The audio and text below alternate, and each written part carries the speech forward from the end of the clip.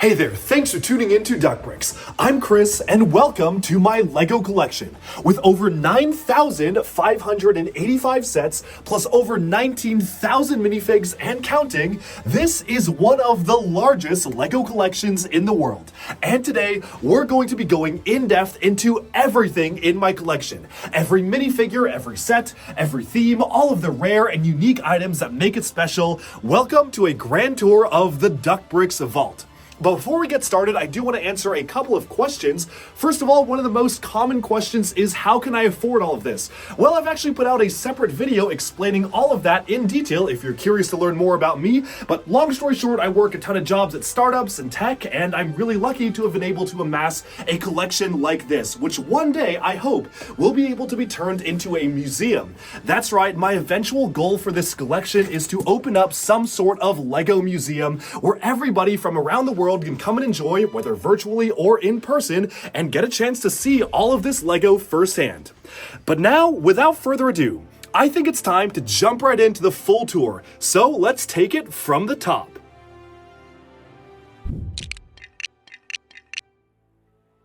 So as we jump in here, the last collection tour I posted was 3 years ago, and I did not realize it had been quite that long.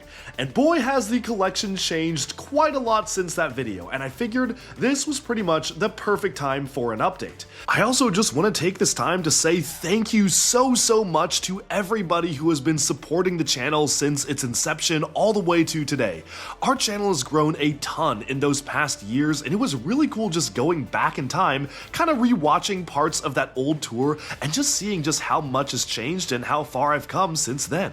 We started DuckBricks near the very tail end of 2020, and I cannot believe it will almost be 5 years later this year that DuckBricks has been running.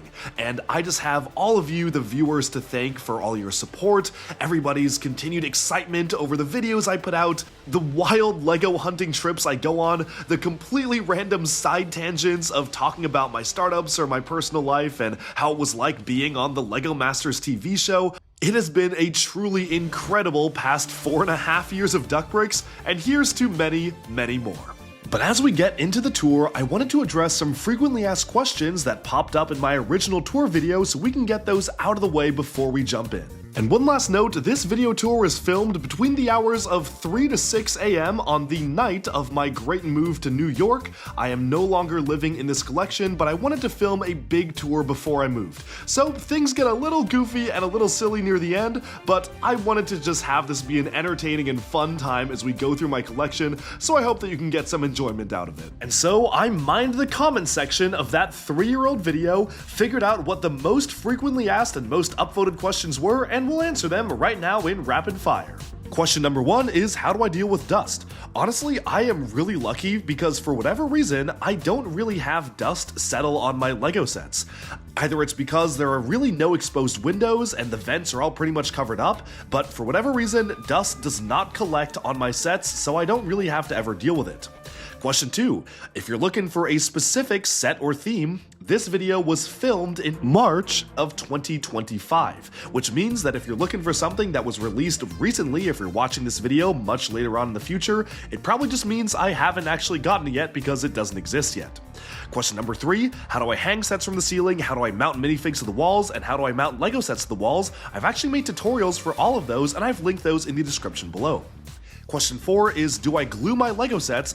Absolutely not, never will be gluing any of my LEGO sets together. They pretty much just hold themselves together thanks to the clutch power of LEGO bricks, even if they're hanging from the ceiling. I just have to be a little clever with how I place the string. Question 5, what do I do if there's an earthquake or fire? I don't know, cry? The good thing is I don't really live in an area prone to earthquakes or major natural disasters, so I don't think it's gonna be a big problem, but let's not jinx it. Question 6, do I have any plans to expand to a larger space because a lot of the items here are cramped? Absolutely, I really want to open a larger museum at some point in the future. It may take me years to do this because I don't want to do it until I feel like financially I can support a museum, even if it lost money every day, just to be able to have it open to the public, so that's where it's at right now. Question 7, how much is this all worth? I genuinely wish I knew. I have had television crews and experts in the LEGO field come into my collection and say it's valued in the 8-figure range, although exactly how much I really don't know, and I don't know if there's a really easy way to calculate that either, because there's just so many unique items that don't even have prices that I'm not even going to be able to call out in this video because it's just so niche and specific that honestly I feel like for me personally, the time, effort, and passion that went into getting this collection put together just means that for me it's priceless. I will never be selling my collection. I really want to hold on to this for as long as I can and pass it down, so this is just something very special to me. So I don't even see it as an investment because an investment implies that I will be later on trying to flip it for money, which is just not going to happen. And finally, speaking of money, one of the biggest questions I get asked, and I did allude to this in the intro, is how do I pay for all of this? And not only did I actually put out a full video talking through my personal life in terms of how I pay for it, but to summarize, I do work as a project manager at Microsoft, but aside from that, I run a really exciting startup called Entryway. And yes, that name is LEGO Bionicle inspired, where basically we work with companies to deal with reorganizing and optimizing their data, utilizing bespoke machine learning algorithms, custom software processes, and a literal army of engineers working underneath us to optimize the company's results and to make sure that they can actually have the most effective use of their data. We work across all sectors and verticals and have an international reach, working with, for example, one of the world's largest food manufacturers in the farming space, gigantic ad tech companies, geological-based industries, and even health tech. So we really cover everything with a focus on uniting and optimizing the greatest value out of a company's data.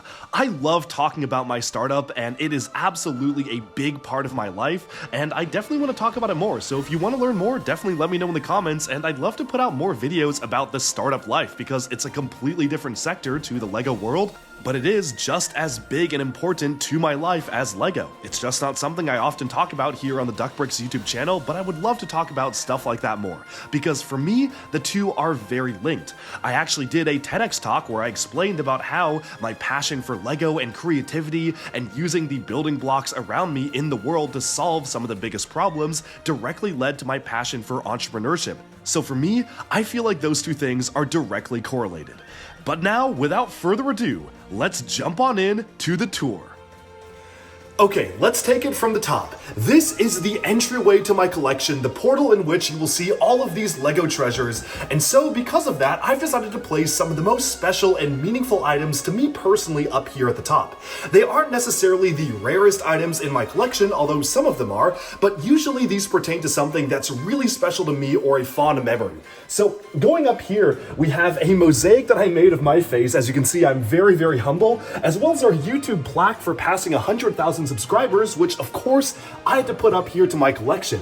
To name a few of these other items, this is actually signed by Kjeld Kirk Christensen, former CEO of the LEGO Group, and the story behind this is I was in Denmark at the employee shop because I was there for a special event LEGO was hosting, and literally just completely randomly, Kjeld Kirk Christensen happened to be at the store at the same time as me, just checking out all the items. He did not know that fan media was going to be there. It was a total surprise, but I recognized him, and my buddies and I immediately made sure to get an autograph. This book is actually the LEGO story, which details how they started the company, so I figured it was the perfect thing to get autographed by him. Although I might have to come up with a more long-term display for this because it's not really the best display kind of hanging off the wall here.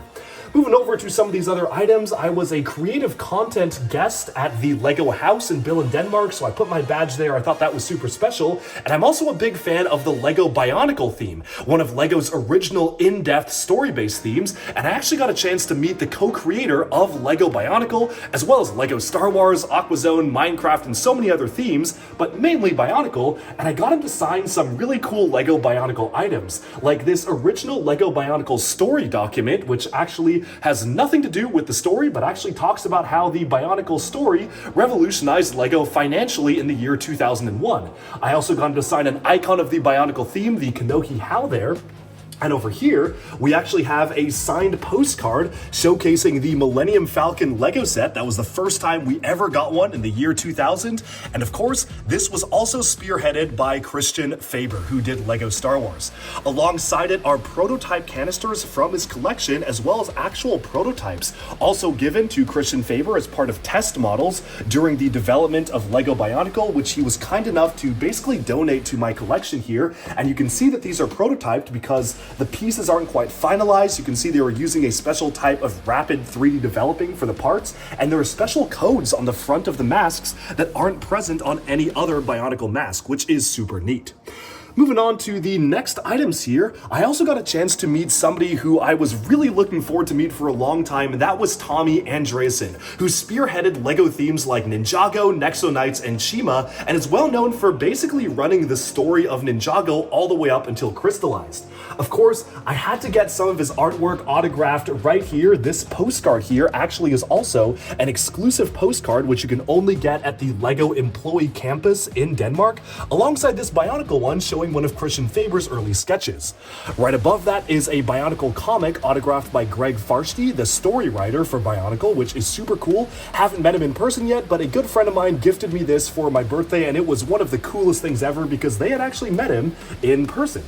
Moving on to here, folks might recognize this guy right here as the Lego Win Kid. He was kind of an icon and meme in the Lego world, appearing on basically every single instruction manual for quite a long period of time, and I actually was able to track him down along with my friend Jonathan, aka Mini Superheroes Today on YouTube. He found him and we had dinner at his restaurant. Today he grew up, he played football, and now he owns a club and restaurant in one, and we had dinner with him and he signed our manuals, which was so cool and such a fun memory, so I had to commemorate it here.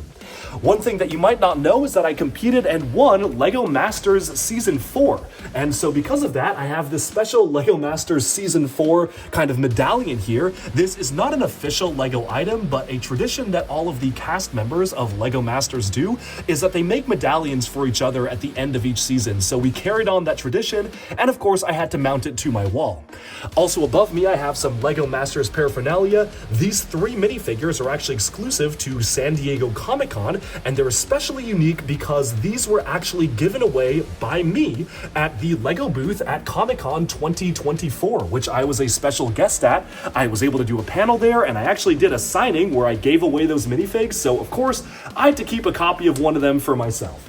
Alongside it is a minifigure of me wearing the San Diego Comic-Con exclusive 2023 shirt here, showcasing Blockbuster Video. And then over here is a special pin signed by Stuart Harris. If you don't know who Stuart Harris is, he is a master model builder, a legendary designer at the Lego House who develops a lot of the Lego House sets and developed a lot of the older Lego models during his tenure at Lego.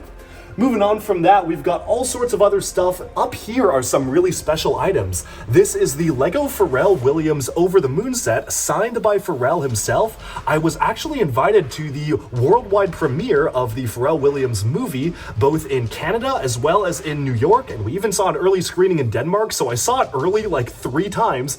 But during one of those screenings, I was invited to an after party where I happened to meet Pharrell and ask him to sign the set. Of course, I came prepared. He basically only signed that one. He was literally on his way out. I just told him I was a big fan. The folks at Lego introduced me, and I managed to get it signed. Right next to it is another very special item for me personally, and this is a Ninjago themed microphone.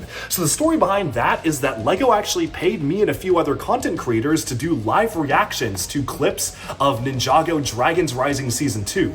I am a big fan of Ninjago. I grew up watching the show, and it's easily one of my favorite Lego IPs ever. So to actually get a chance to work with Lego and do some official promotional material utilizing this brick-built microphone was really special. It's nothing super crazy. You could recreate it yourself, but the fact that it came fully built and represents a really important thing to me, which was being a part of an official Ninjago promotional campaign, it just makes it so much more special.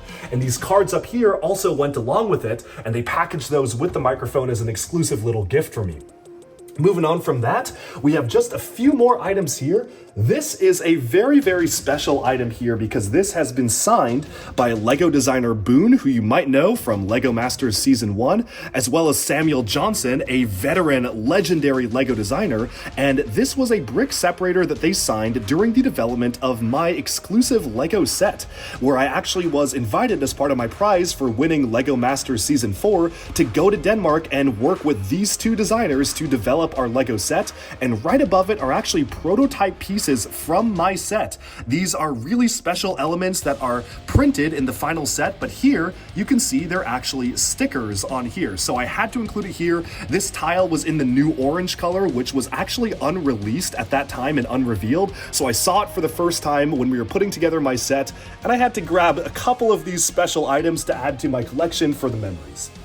Moving onwards, just a few more special items here. We have a signed item here from The Fold. The Fold is the band that makes all of the Lego Ninjago music, and I actually got a chance to perform on stage with them twice at an event called Brickworld Chicago, which is one of the biggest Lego conventions in the US. It's always a ton of fun, and my buddies over at a couple of Brickheads, who you can also check out on YouTube, kind of got me connected with them and set it up to allow me to sing the Weekend Whip on stage with this band, which was a total dream come true. So I had to put it there.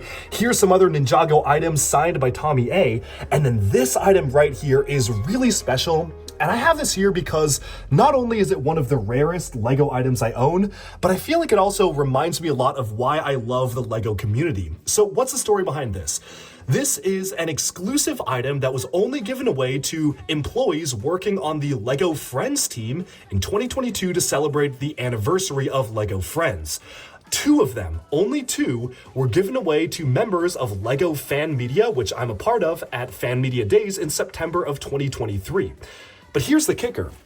I was not one of the people who happened to get that. In fact, when the Lego Friends design lead came to talk to us folks, I was actually talking to Tommy and Drayson at the time. So I did not even meet them, but they gave away two of those, and one of my now good friends, Evan, who helps run Tips and Bricks, one of my favorite Instagram accounts that's Lego focused, came to me and said, you know what, I feel like you're gonna really appreciate this a lot more than me in your collection, and he just gave it to me. And honestly, that just means so much, and I feel like that just really exemplifies why I love the Lego community, because people help each other out. People in the Lego space want to see people's collections grow, and that was really kind of him, so I'm very grateful for that. Shout out to Evan, and now it is a very, very prominent piece in my collection.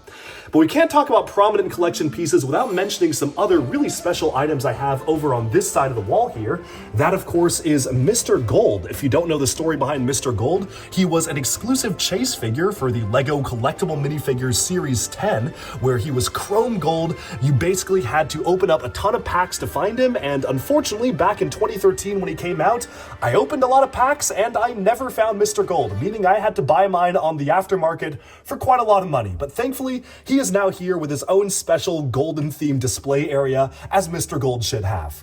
Here's a signed Ninjago spinner by Tommy and Drayson, who also designed the packaging cover art for these, so I figured it made perfect sense for him to sign that. And then over here on these two minifigure wall displays are just some random, rare, and exclusive Lego minifigures. The rarest ones on here are these four, and these four are only given away to managers of Lego stores at special manager-only conferences. We have the Zombie, Zach the Lego Maniac, the Lego Brand Retail Magician, and the Lego Brand Retail Camper. These are actually also produced by a second company. They're not actually made by Lego, they're made by a third party, which is why the graphic design is a little bit strange on the faces. They don't quite match the Lego style. You can actually feel the printing on them. They don't really have the same quality as Lego Minifigs, but since they were given away as official Lego items, they do count as part of the collection, and they are some of the rarest. I also have the original packaging they came in, but if there's one thing you're gonna notice during this tour, I'm not a big packaging kind of guy.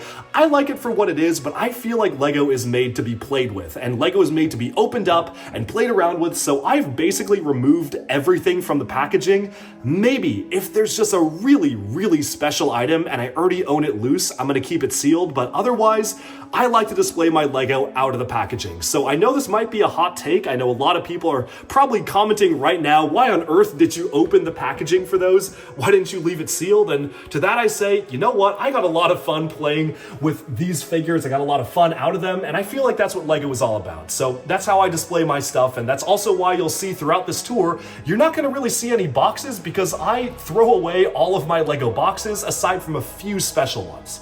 Moving back here to the minifigure display though, there's just a couple of other ones I want to call out. We have a lot of China exclusive Lego minifigures. I've actually never been to the Lego stores in China, but for whatever reason, there is a vendor every single year in Denmark at Scarebeck Fan Weekend, one of the biggest European Lego fan conventions, who always just comes with every single China exclusive Lego item. And of course, I have to buy all of them for each year that I go from him to display in my collection. So these are pretty special. A lot of them are tied to grand openings, or as you can see here, like anniversaries of stores, like the second anniversary of a store.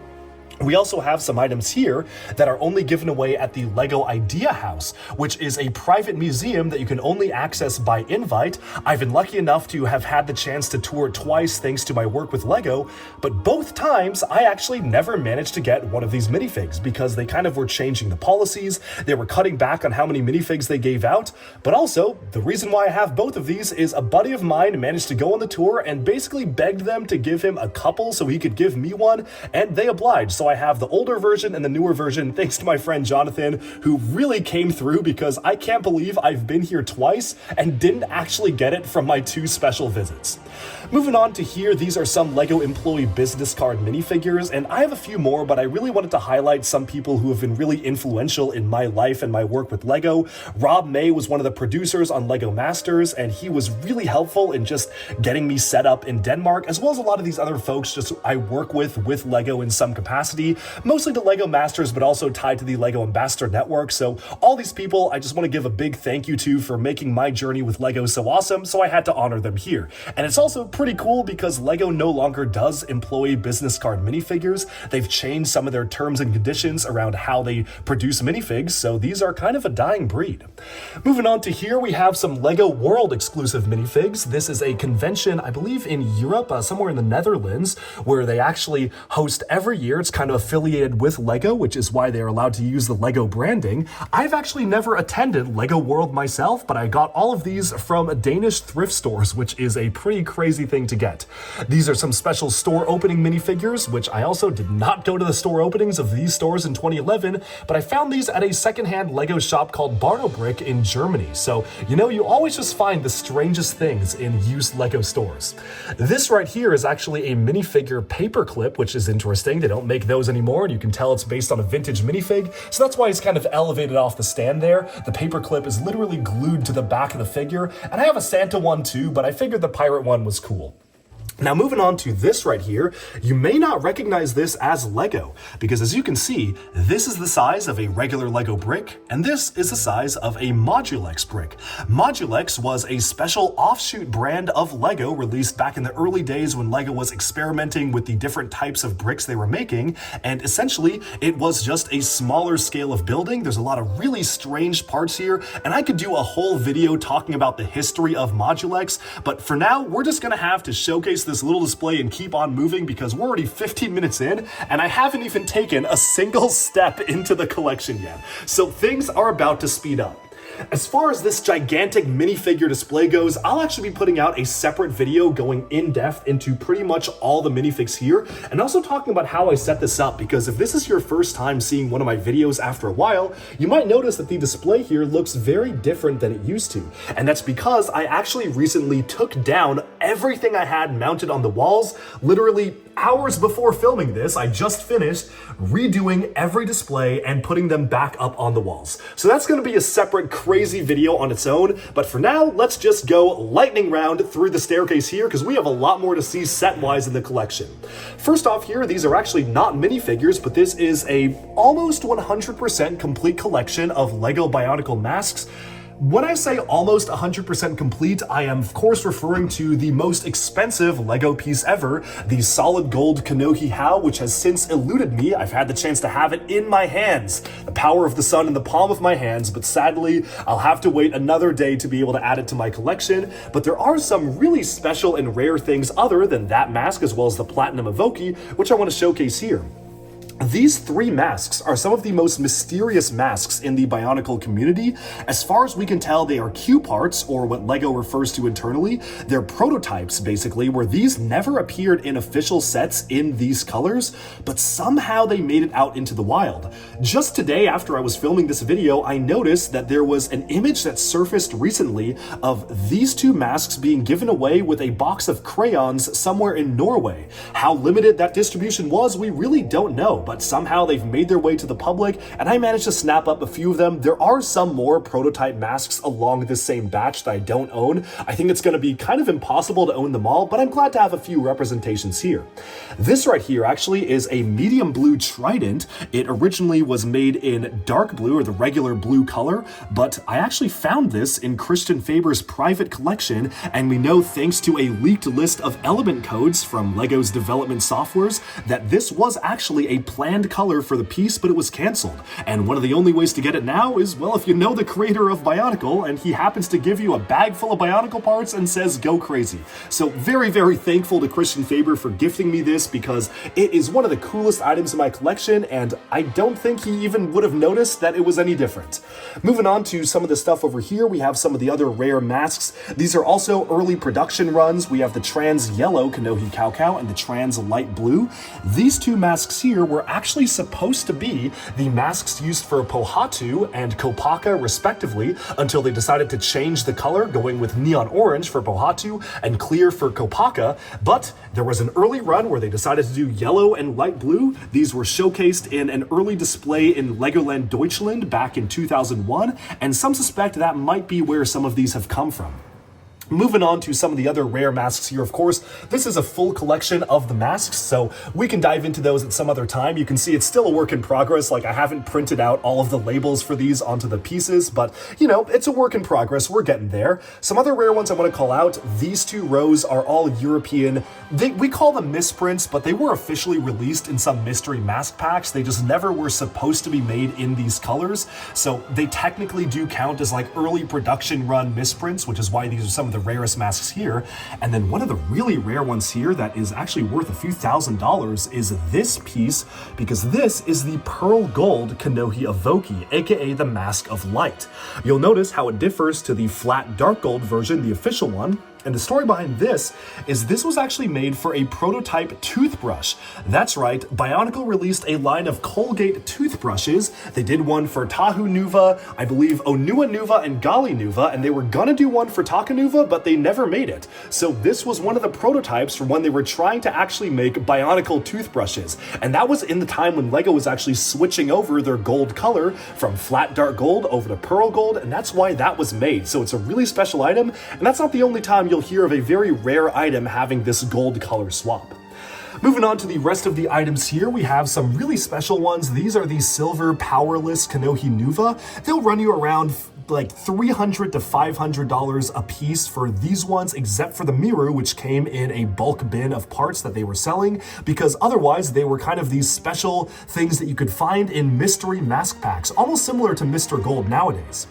Over here are some of the very special LEGO Bionicle metal chronicles. So one of them here is the white metal chronicle. It is one of 5,000, and you can see the original certificate here, which is rare enough. But the other one is actually a different type of metal that they used in the prototyping process of the chronicle. So when they were trying to figure out how they were doing these special metal chronicle giveaways, they made a few prototypes, and well, one of those prototypes is right here. It's one of the vacuum metal ones. So it's really cool to have both an actual one and a prototype one in my collection. Moving on from that, speaking of prototypes, all of these are minifigure and mini doll prototypes, also from Christian Faber. The strangest one here is a completely naked Lego Friends mini doll, which they definitely obviously have never released. This one is pretty much the same as a production figure, but it is a prototype run. This one is unprinted, and these two are Ultra Agents villains using pre-existing elements like Iron Man's legs and an Orokai headpiece there that they actually were piecing together when prototyping the preliminary minifigs of those sets. So you could piece these two figures together on your own, but I think it's super cool that these are definitively prototypes since they came from his collection. Moving on here, we're going into 2004 and 2005 with the different masks. Nothing super crazy here. I guess the dark blue Ruru is considered one of the rare ones. For the ones that were released in the standard production run, we have the 2006 and 2007 Toa masks right here. All of them are labeled with the actual powers of the masks themselves. So for instance, we have the Kanohi Trina, the mask of reanimation, which basically allows you to raise zombies from the dead. Very, very cool mask there. And then going along this row, we have some of the heads used for the villains of Bionicle. These were the Vaki, the dystopian police force that patrolled Metru Nui. Over here, we have the Visorak, the Stealers of Life. And one of the rarest items here is the Pearl Gold Visorak Votarak Carapace here, which was made during a late production run, when again, they switched the gold production over from flat dark gold to pearl gold, which is why that exists.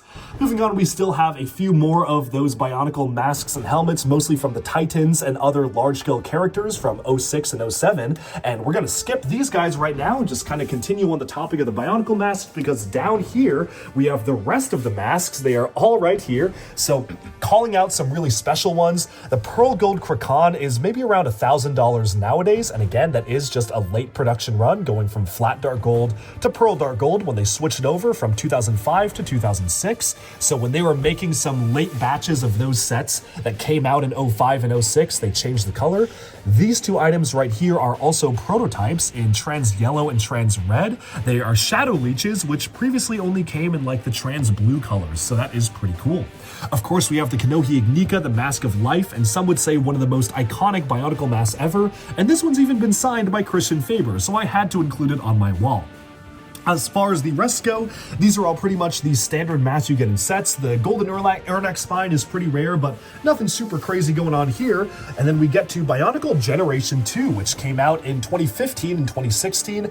I will say that these chrome golden masks are the only custom items that I have on display in my collection. They are supposed to represent the solid gold versions of these masks that were contest prizes, which I'm gonna be honest, I don't think I will ever own in my lifetime, mostly because the community doesn't know where most of these are. That's right, most of these were given away to kids during a Facebook competition. I myself applied and did not win, and most of those kids just either didn't document them, we don't really know who has them, so I was like, okay, if I'm never gonna own the full set of these in my life, I might as well just have custom ones to showcase them, to represent them in the collection. So that's why they're there. Still holding out hope for some of the other rare items though, which is why I don't have placeholders for some of the other stuff. I think the rarest item here is this one, the G2 Elemental Mask of Water. This was only given away during the 2015 LEGO Inside Tour, which is a special tour you can access by raffle only to tour LEGO headquarters, and this is worth probably around, I would say, $2,000 to $4,000 US just for the mask alone, and I've got the packaging somewhere else. Okay, that is a lot of Bionicle stuff, so let's move on from Bionicle and take a look at the minifigures, because we have a lot of minifigs to get through. Again, as I mentioned, I'll be putting out a separate video going through all the minifigs, so stay tuned for that. I'm basically just going to call out all of the different themes I have showcased on the walls here, and we're not going to spend any more time on them.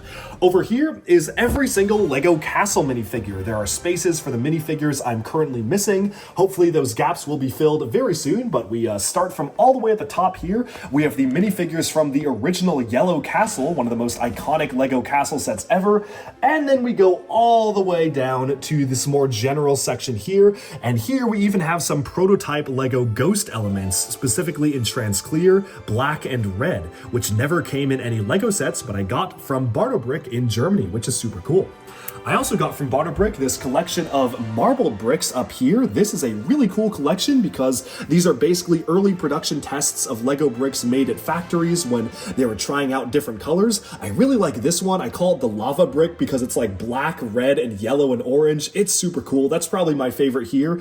This right here is when Lego was experimenting with making bricks out of a plant-based material. You might know that in somewhat recent news, they did announce that unfortunately those tests failed and they weren't really able to just purely make Lego bricks out of sustainable plant-based materials, but this is one of the prototypes that managed to escape the Lego factory and actually made its way to my collection right here, as well as a test block that they used for cleaning out the molds when making Lego Duplo bricks. Moving on to the other items over here, we have minifigures dedicated to Lego Bionicle, which did, yes, get its own system-based sets. So over here we have all of these system Lego Bionicle minifigures, 2005, 2006, and 2007. Some of them are missing. I know I own them all, so I literally just need to find them in my collection. And you'll notice that it's actually kind of funny, like a lot of the gaps in my collection here are because these were the sets I was playing with when I was a kid, and they probably just ended up in my Lego bins, so I have to hunt for them, as opposed to some of the more modern stuff, which I obviously now keep very close track of all my minifigs and don't really lose any of them. So I'll find the rest of them at some point. This is again a work in progress. We have all of those. We then transition to Hero Factory Invasion from Below, which also got its own minifigs. And then we have all of the Western minifigures here. One of these sheriffs here is named Wild Wyatt West. I just find that name funny, so I did have to call that out. And all of these will be receiving actual custom nameplates. So every single minifigure you see on the walls, I am currently in production working with some really great manufacturers out there to actually print custom 2x4 tiles, similar to how I printed the tiles on the Bionicle masks here, to have the name, the year, and the lore behind every single one of these minifigures, which is a crazy undertaking, and I do not know when that will be done, but you'll definitely see a video when that happens. Moving on to here, we have all of the Lego Space minifigures. So we start with Classic Space, and some of these are really old. Like this minifigure has a sticker for the torso because they weren't even printing torsos then, so that was really crazy to see. And then we go all the way through the different eras of Lego Space, all the way to modern Lego City Space, which I felt deserved a spot here because these basically are Lego's modern answer to an original space theme, so I wanted to showcase them too. Moving on from that, we have a wall dedicated to Lego Monkey Kid, one of my favorite original Lego themes. If you haven't watched the Lego Monkey Kid TV show, I wouldn't blame you because Lego doesn't make it easy for people to find the show. But if you manage to find it, I would highly recommend it. It is one of the best pieces of Lego content out there. The storytelling is incredibly mature, characters go through some really deep arcs, and the animation is incredible. They got Flying Bark to do the animation, which is one of the most talented animation studios out there, so definitely would recommend check out Monkey Kid if you are interested at all in Lego stories. Down here, we kind of have a section dedicated to a very short-lived theme, Lego World Racers, and you might be noticing a trend here in that for the beginning part of this stairwell, all of the minifigures are dedicated to original Lego themes and concepts, aka nothing licensed like Star Wars or Ninja Turtles or Marvel or DC. Everything here is based on non-licensed properties, and then when we move deeper into the collection, we go into licensed because I felt like that made the most sense. Lego started off with non-licensed properties, so it made sense to open the collection with those, and then transition to licensed stuff as we go down. Going over here, we have Lego Dino Attack, which was a theme based on battling dinosaurs. We have Lego Dino, which came out in 2012. And then over here we have Lego Dreams, which I've left a few spots open. Like I know we're going to get a new Logan minifig this summer. I know we're getting a new Zoe minifig. At the time of this recording, I am recording this in March of 2025. So a lot of stuff hasn't been revealed yet, but I did keep on spaces for different minifigures that I want to add to the collection. But otherwise, this is 100% complete for Lego Dreams. And I did include a few rows down here at the bottom in case they actually come out with more minifigures than I thought, and I have to extend it down. So I do have space to expand. Moving on to this wall right here, we have the Lego Movie and the Lego Movie 2. This is not every single LEGO minifigure from the LEGO movies, and I've made a few exceptions, namely Batman, because I wanted to put all the Batman minifigures with DC, so all of those are together. There's also a couple of other ones that I decided to display with their respective themes, like they made a Johnny Thunder minifigure for the LEGO movie, so I put him with adventures. They made a Green Ninja Lloyd minifigure, so obviously I put him with Ninjago, but otherwise, this is the complete collection of LEGO Movie 1 and 2 minifigs, as well as the Unikitty collectible minifigure series, which technically was based off of the Unikitty Cartoon Network show and not based off the LEGO movie, but I figured it made perfect sense to include them there anyways. Moving on down here, we have the short-lived theme LEGO Video. Hot take, I know Video is considered one of the worst LEGO themes of all time, but I will say the minifigures were pretty stellar. In fact, they're some of the best LEGO minifigs of all time, if you ask me.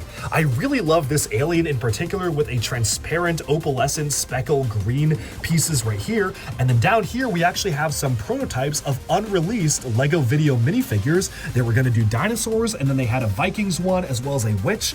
All of these were unproduced. LEGO Video was canceled very quickly after they saw sales going very poorly, but I managed to grab a couple of those prototypes when they snuck out of the factory. Someone was selling them online on some special places on the internet where you can find stuff like that, so I had to pick them up for my collection.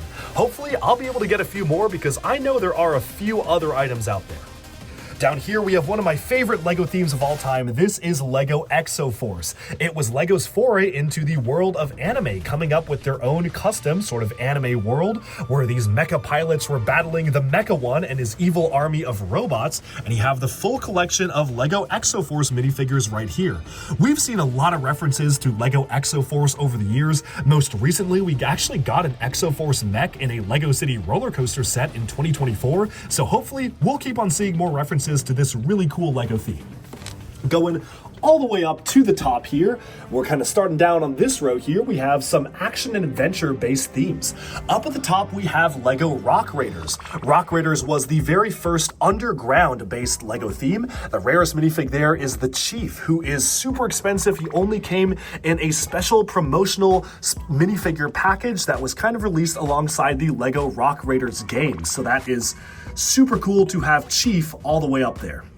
Moving on to the rest of the figures, we of course have to go through the other underground-based LEGO theme, and that is Power Miners with all the iconic rock monsters. Then we have Aqua Zone, Aqua Raiders, Atlantis, so we go into the underwater themes here. Really love these underwater creature minifigures. And then we have my favorite mini doll-based theme, Elves. Elves ran for 4 years and was one of LEGO's best story-based themes with some really vibrant character designs and a really well-animated Netflix special show as well, animated by these same folks who did Legend of Korra. So that's pretty cool.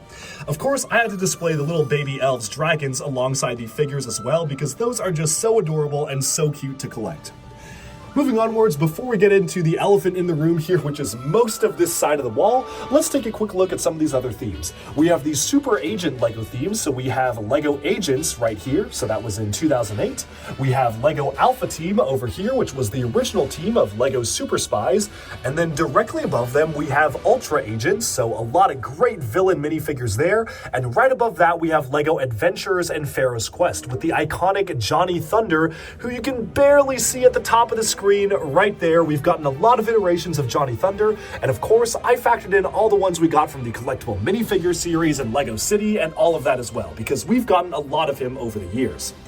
Moving on from that, let's take a quick look at the bottom frames here, because again, Ninjago we'll get to in a second.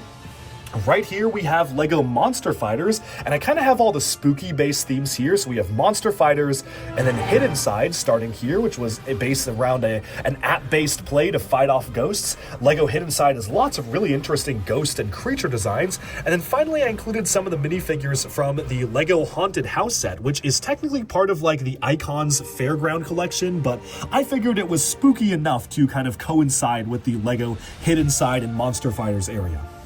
Down here, while we're here, let's take a quick look at some of these other original LEGO themes, and these are also some pretty big displays. We have LEGO Legends of Chima right up here, so we have Laval the Lion and all of the different lions here. And yes, I did even include the LEGO board game minifigures in this minifig display. I am that much of a completionist, we're including everything here. And we have all the different Chima tribes, and technically you could say these count as Ninjago minifigs, because for those out of the loop, the world of Chima has merged with the world of LEGO Ninjago, and they all exist in the same world now. So definitely something really cool they're exploring with the show, and now that actually makes all of these figures exist in the same universe. Another completely separate LEGO theme down here, but also kind of along the same vein, it had its own TV show, is LEGO Nexo Knights. I love the villain designs of LEGO Nexo Knights in particular, and the way I have these organized is I have the villains near the bottom and then the heroes on the top. Some really cool looking figure designs in total. And now, let's take a look at some of the biggest LEGO minifigure displays here, which is, of course, Ninjago. Now, Ninjago is one of my favorite LEGO themes ever. It's also one of the longest running LEGO themes, and that's why these frames are so big.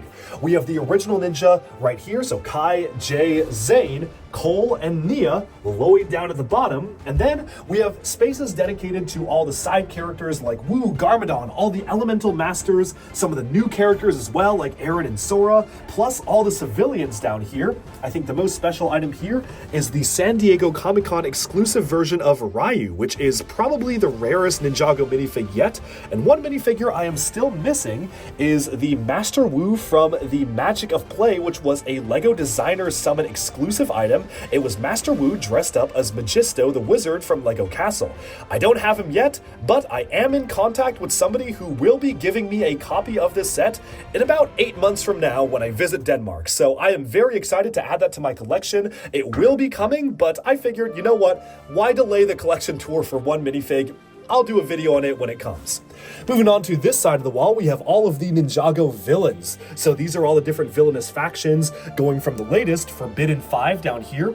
At the time of recording this video, the 2 members of the Forbidden 5 are not released yet. Rox and Kerr come in the summer wave, and that is not out yet because I am filming this video again in March, but those are going to be coming soon. But otherwise, here's a look at every single Ninjago villain minifigure, going all the way up through the Sons of Garmadon and the movie villains and the ghosts and the Ninjroids, all the way up to the Skulkin, the villains that started it all, these skeleton warriors hailing from the underworld.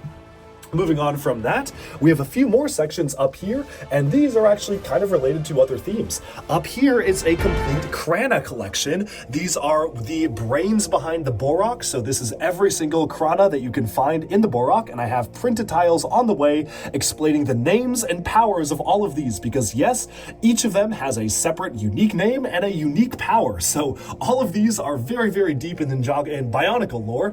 And then all the way up here, we have a space dedicated to LEGO Fabuland, which actually is very important. I put it at the very top because LEGO Fabuland was LEGO's first original story-based theme.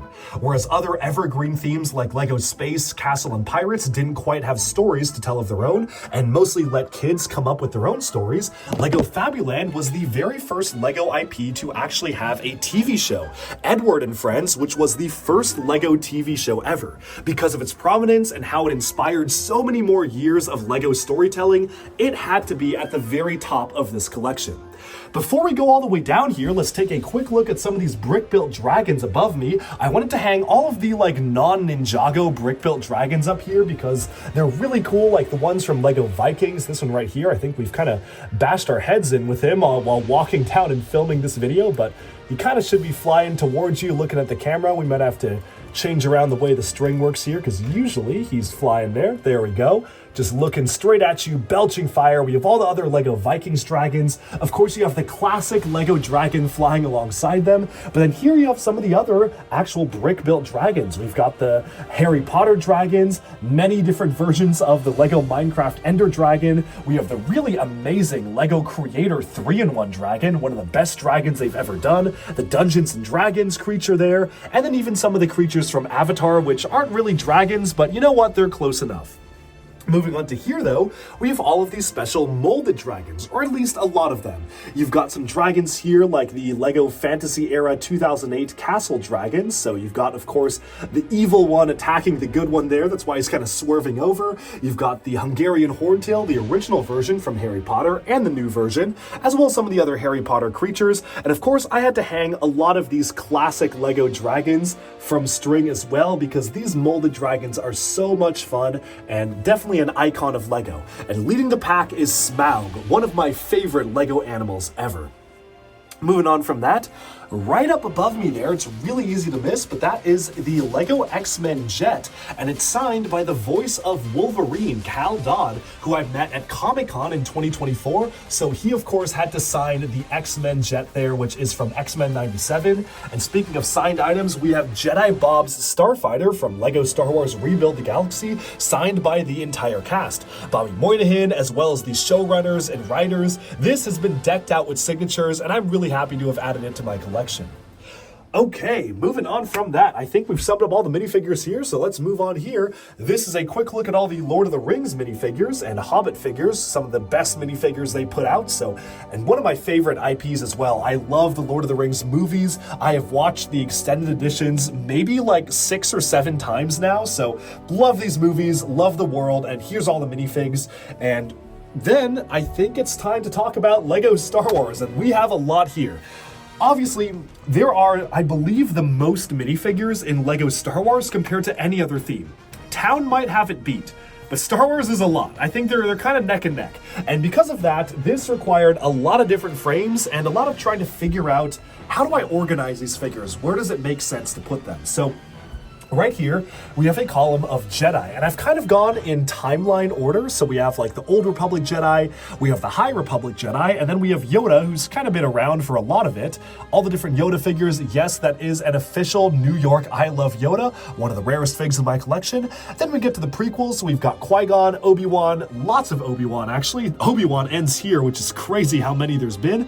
Then Anakin, so we go to Anakin. I actually put, so the interesting thing here is I kind of split off Anakin versus Vader, so we have him right up to his transformation, and then Vader goes with the Sith, but of course, Jedi Vader from Rebuild the Galaxy has to go on the Jedi section right here. So that's kind of why the logic made sense to me, and it also absolutely was because I was very carefully counting all the minifigures I could put here, and I was gonna run out of space. So that's why all the other Vaders are over there. We're gonna have to reconfigure it the next time like a single Jedi figure comes out, so maybe I should have had a few better forward planning there, but you know what? As of right now, March 2025, it's complete.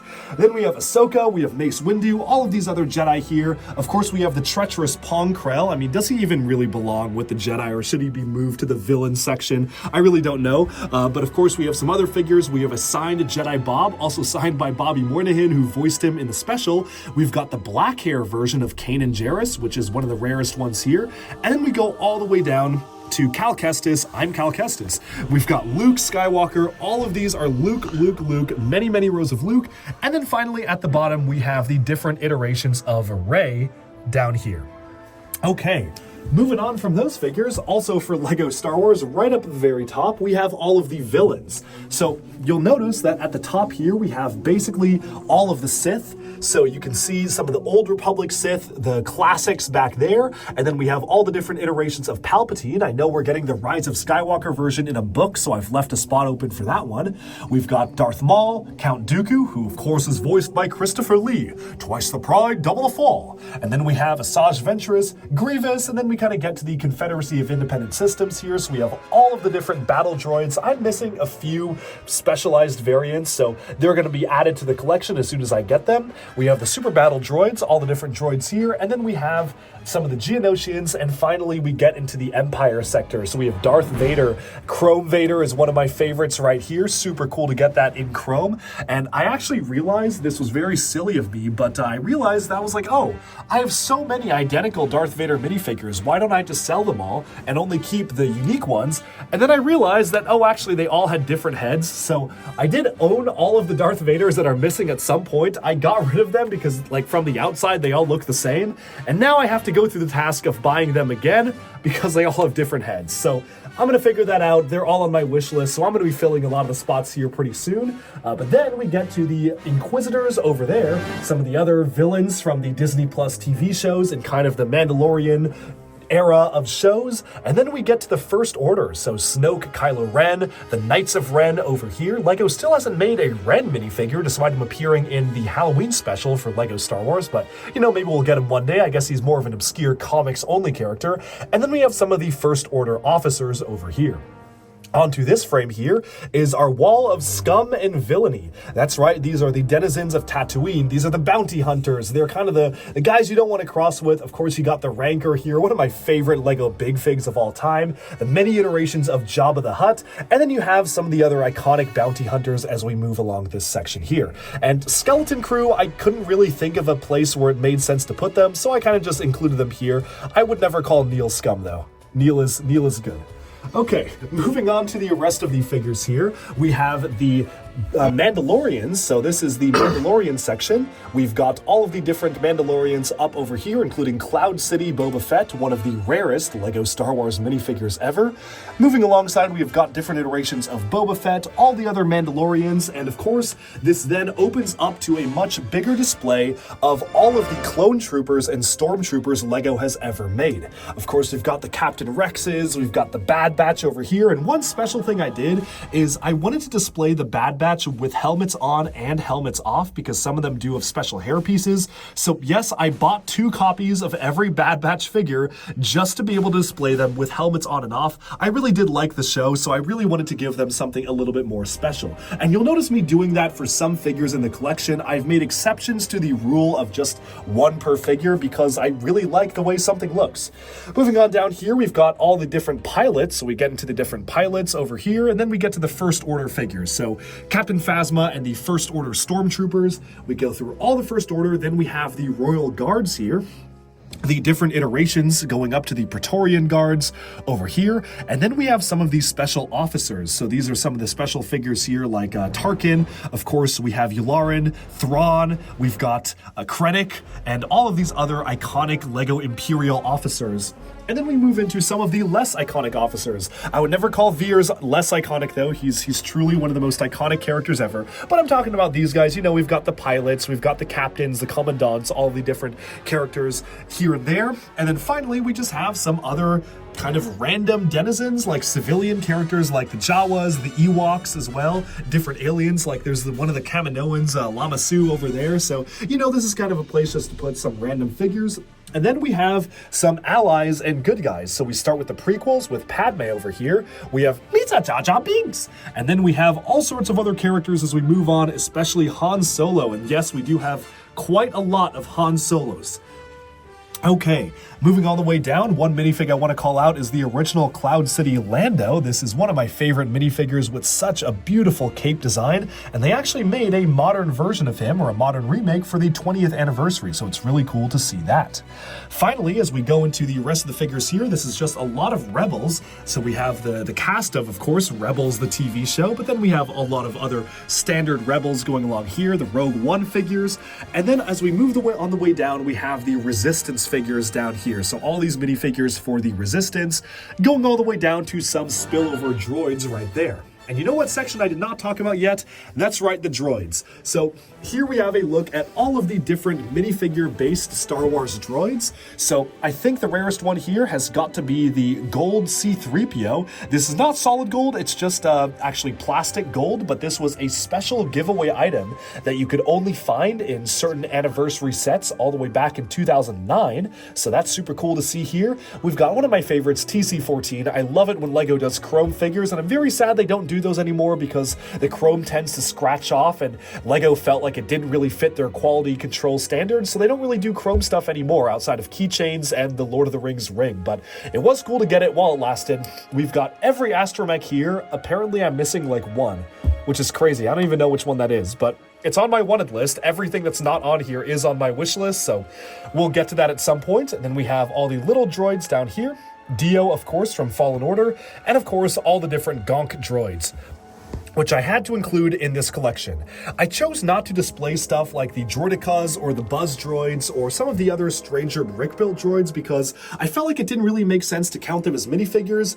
That being said, I might change my mind, and part of that was also because I literally ran out of space on the droid section and said, you know what, we're just calling it here. Gonks are making it in, but anything else strange and brick-built, not happening. Of course, moving over here, we have our next collection, which is Marvel. I'm a big Lego Star Wars fan, but I'm also a big Marvel fan in general. I read the comics, I watch every single piece of superhero content out there, yes, even the bad ones, and I will consume basically any piece of superhero media I can get my hands on. So of course, I had to have a full section dedicated to Lego Marvel, and then DC's right around the corner. So the way I've done Marvel is actually quite interesting. I've actually organized the figures based on comics or animated shows first, and then the MCU movies. And it made sense to me because I kind of I'm thinking that obviously comics came before the movies, so it makes sense chronologically that you have the comic stuff before the movies, and I don't have these arranged by release order, but I have them arranged in timeline order. So for instance, if you have a Captain America that came out for Captain America the First Avenger, then I have that here even though it came out this year in 2025. And then we get to the first iteration of his Avengers suit that we had in 2012. We have the next iteration of the Avengers suit, and so on and so forth. It made the most sense to me to organize them that way, and that way we actually have some minifigures that have similar outfits, but you can see the difference in styles over the years. Like, one of the cool ways of seeing this is just how the Iron Man suits have evolved, where, as you can see, you have the same Iron Man suit being depicted in different styles over the years, from 2012 all the way over to 2025. So I really wanted to emphasize that. One other thing that we have here is every single Comic-Con or Toy Fair minifigure. So there are some really rare minifigures on this wall. They are all called out on the plaque as to how you could get them. So for instance, let's take a look up here. I mean, maybe it's kind of covered, so it's hard to see the plaque. I think you can see it on the video. This is the Toy Fair exclusive Iron Man from 2012, and it specifically says it is from the 2012 New York Toy Fair, which I really wanted to call out. Another way I've organized these is that we have the civilian alter ego of the characters first and foremost before we get into any fully suited up versions. So we have all the Tony Starks, and then we get to Iron Man, and then the same goes for here. Like, we got a Steve Rogers for What If in the Hydra Stomper, so we have Steve first and then the rest of the characters, and that just made sense to me in the way to set it up.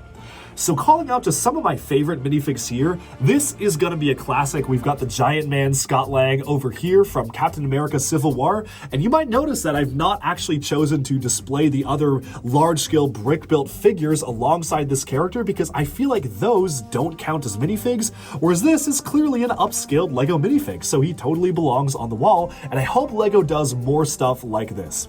Of course, we have them all organized in an order that made sense to me when I was putting them out.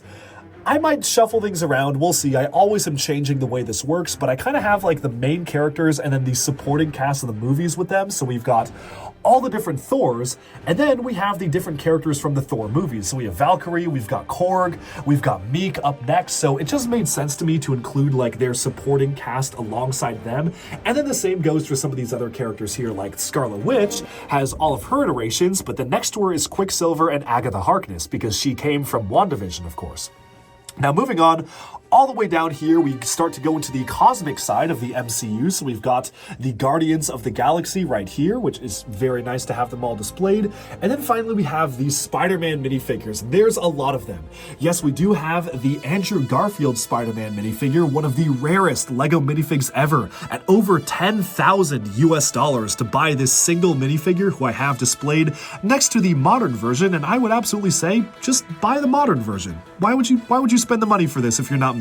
Don't do that. Don't be crazy like DuckBricks. Of course, we do have all the other Comic-Con exclusives as well, like the black symbiote suit here. This was also a special exclusive figure, and even Spider-Woman, who was a very nice exclusive, and I have allotted spaces for the rumored Spider-Verse CMF series, which is allegedly coming out this year. I'm very, very excited for that because I love the Spider-Verse movies. I feel like they're really genre-defining for animation as a medium, and I was kind of shocked that Lego never made any Spider-Verse products until this year in 2025. We've got a lot of rumored Spider-Man characters coming, so those are all going to be added to my collection here, and that's why there's a big, big gap. Moving on, we have the rest of the Spider-Man supporting cast. So we have like the Mary Janes, we've got Aunt May, all of the different police captains. Then of course I kind of had a row just for like the generic policemen. And I find it funny how like this is just a classic town policeman that appeared in Lego City sets. But because he came in a Spider-Man 1 set in 2002 for Lego Studios, he now counts for this banner. And same goes for like this Lego City police officer here, came in a Lego Junior set in 2015. Yes, with yellow skin. Really strange that one was yellow skinned. One of the most modern examples of a yellow skinned minifigure appearing in a licensed set. And then we have all the other civilians here, as well as getting to some of the other characters from the MCU. So we've got like the Moon Knights, Captain Marvel, Miss Marvel, all of the other characters as we move on. And then, we have the X-Men. So Lego has not made a ton of X-Men characters, but they started doing more and more frequently as the X-Men 97 show came out. So we have them here, including that Comic-Con exclusive. And the final minifig for Marvel had to be Kevin Feige. I'm still shocked we got him as a minifigure, but given that he's basically in charge of the MCU, it made sense that he kind of bookends everything. Moving on from that board, you may notice that most of those were heroes, and that's because the MCU villains and the Marvel villains take up this entire area. I've gone in order this time with the MCU villains making their first appearance, then kind of going on to villains who we haven't seen in the movies, and that just made sense to me because this just is villains in timeline order, similar to how we started with Iron Man for the minifigs up top. We've got Obadiah Stane right here, the Ironmonger, and then we have Whiplash. Finally, we have all the different iterations of Loki, and I really should kind of bring those forwards, I think. I don't really have them. I've got them all bent over, so I'll be updating this display as I get more plates to bring them out. And I am realizing that we're getting an Iron Man 2 set later this year. So I think I'm going to have to shuffle everything over very soon, which is very unfortunate. I should have remembered that. All right, well, anyways, yeah, that answers one question that I'm sure a lot of people are asking. What happens when new minifigures come out? And the answer is basically what you would imagine. I basically shuffle everything over by one. I remove each tile, I put it on, it takes hours. But is it worth it? You tell me. You're watching this video, mate, not me. So you can let me know, but it's worth it to me. So I guess that's what matters. Of course, we have all the different villains down here. We start to get into the Spider-Man villains. So we've got Norman Osborn, the Green Goblin. And then, of course, we have Doc Ock, the power of the sun in the palm of my hands. I think that's the second time I've said that in this video. And, of course, we have Venom. Eddie, we've been turned into a minifigure. All the different Venoms right here. We've got Carnage. And then down here we have some of the other villains that haven't appeared yet in the MCU, although that's about to change. We've got Doctor Doom here, Magneto, and then all of the other villainous characters like the AIM agents, the Sentinels. I guess Justin Hammer we have seen, but this is in his Detroit Steel form, which we haven't seen in the MCU, and I don't know if we ever will, so we've got him right there. Okay, moving on, well, we're kind of lower down here. I want to highlight this section here, and this is a complete collection of Lego Disney minifigures. There have been a lot of Lego Disney mini dolls out there, but I wanted to focus on the minifigures for this collection because I don't own or collect every single mini doll Disney princess set, so I wanted to focus on the minifig-based ones, which I do collect. Now, there is a lot of logic that went into this order and a lot of reconfiguring to land on this particular order. And basically, the reason why I have it set up this way is by release order of the media the minifigs come from. So we have Walt Disney to start, of course, then Oswald the Lucky Rabbit, and then we have Mickey and Friends, because Mickey, of course, has to start off Disney. We've got all the Mickeys, the Minis, and then, of course, we have, like, the Donalds, and technically, like, DuckTales came out much later, but it made sense to keep the Duck family together. So I wanted to keep all the Ducks here, Goofy, and so on and so forth.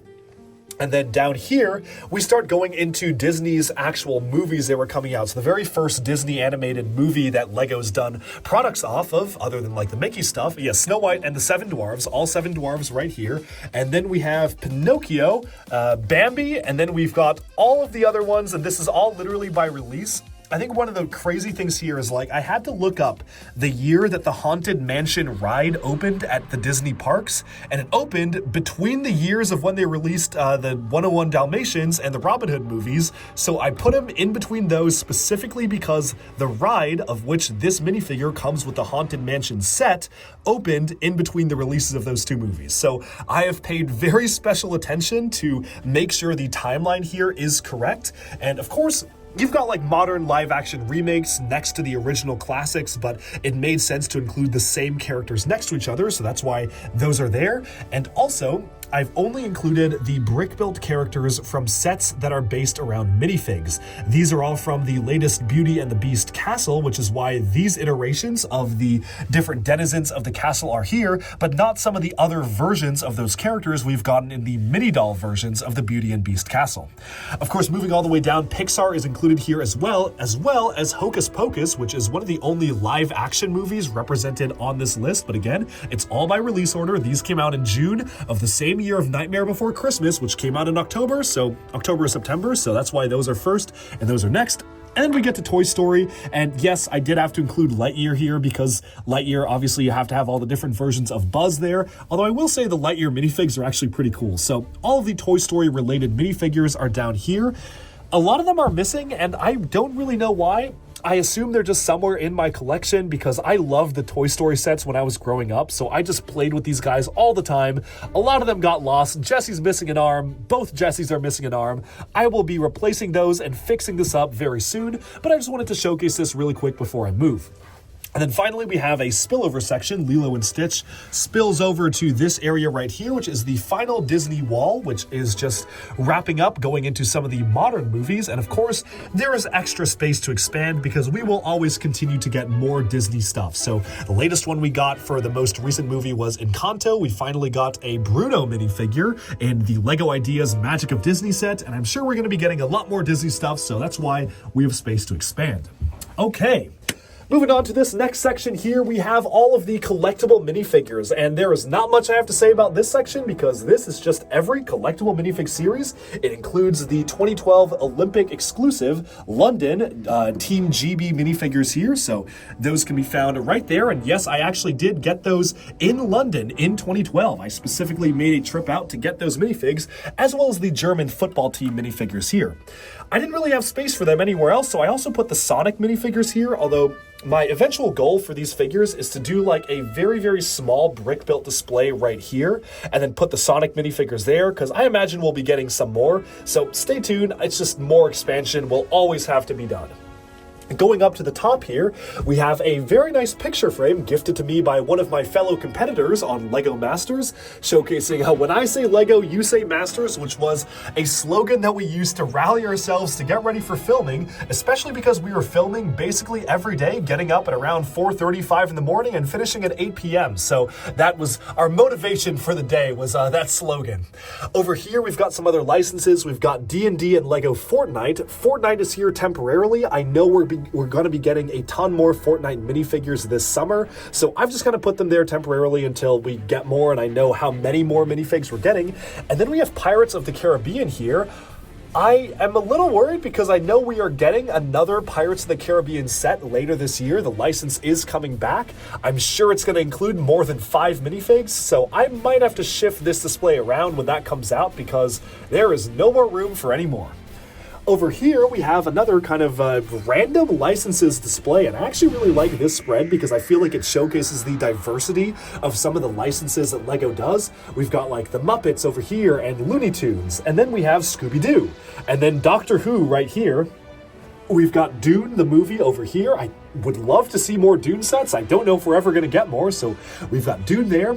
Avatar: The Last Airbender, another IP that I feel like we really need modern LEGO sets based off of, and I wouldn't be surprised if by the time that we get Avatar: The Last Airbender Season 2 on Netflix, LEGO might be giving us some minifigs similar to how they're doing sets based off of Wednesday when Season 2 of Wednesday dropped, and sets based off of One Piece, Let's Go, when Season 2 of One Piece comes out, mostly because LEGO is kind of waiting to see if Season 1 of these shows are successful before making products, so hopefully, I think it was successful enough.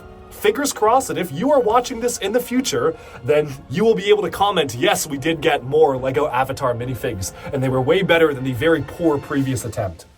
All right, moving on from that, we have Sesame Street, we've got Overwatch. One of the rarest minifigs here is the Overwatch, which was only given away to influencers and YouTubers during the launch of Overwatch. I was not on YouTube at the time. In fact, this channel actually was created in 2020, but I was able to pick this one up from Just Too Good, another Lego YouTuber and a good friend of mine. And of course, we've got a lot of Overwatch characters. We have the Lego Avatar movie right here, not to be confused with the other Avatar.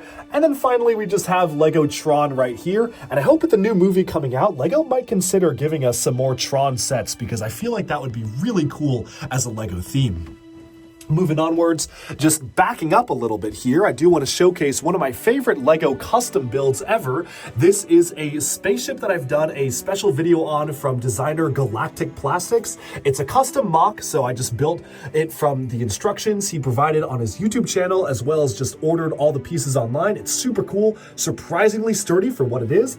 And then of course we have the Lego Icons Galaxy Explorer, a modern remake of a classic Lego spaceship. Moving on to here, we have a Bionicle Crata collection, and this is a work in progress. It includes one copy of all of the different types of Crata that you can find, but not all 6 stages of these special ones, which is going to be quite a hassle to collect, because yes, for every single Crata right here, there are 6 individual ones, which you can see around here. We've got the standard Crata, the shadow Crata, and the very elusive trans orange Crata, which only came in a Nike shoe. There are 6 of each of those colors that I need to find based on the different stages of evolution. So I'll find them at some point, but it's low on the priority list, to be honest, because that's gonna take me years. Okay, moving on to here, we have the DC minifigures. And again, I keep saying this, that I'm gonna breeze through the minifigs because I'll be doing a separate video, but here I find myself spending a lot of time just calling out some of my favorite stuff here. But I do wanna say, gotta go quickly here, just wanna call out, this Batman is from the Lego Batman movie, and it has been signed by Will Arnett. I had him sign this literally when I found out I won Lego Masters. I literally whipped out the Lego Batman minifigure and was like, please sign this. He signed it, and that is now history, signed on the day I won Lego Masters with him actually in attendance announcing my win. So that just makes this figure so much more special. Of course, speaking of special, we do have all the Comic-Con minifigures as well, like Zebra Batman here. There's some other ones, like the Toy Fair one. I don't know where he is. He's somewhere. It all makes sense, all the order. It's like comics first, and then movies.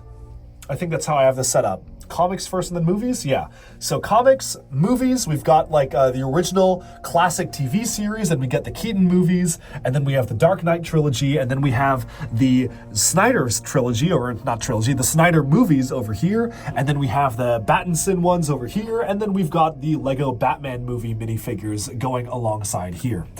Okay, moving on down, this is all Batman, and I've included extra space because we always get more Batman. I know we're getting a ton more stuff this year, so I've added this whole row for more Batman minifigs. Hopefully this will last me at least a year or two before I have to move everything down. But then we get to the rest of DC. We've got Superman, so the Man of Steel over here, Black Suit Superman, one of the rarest minifigs ever, which was especially popularized by the Snyder Cut. And then we also have the CW version of Kara Zor-El, aka Supergirl here, which is one of my favorite figures because I have a lot of nostalgia for these CW shows. They ranged from okay to very bad, but I watched them all and I loved them when I was a kid. So definitely have nostalgia for those.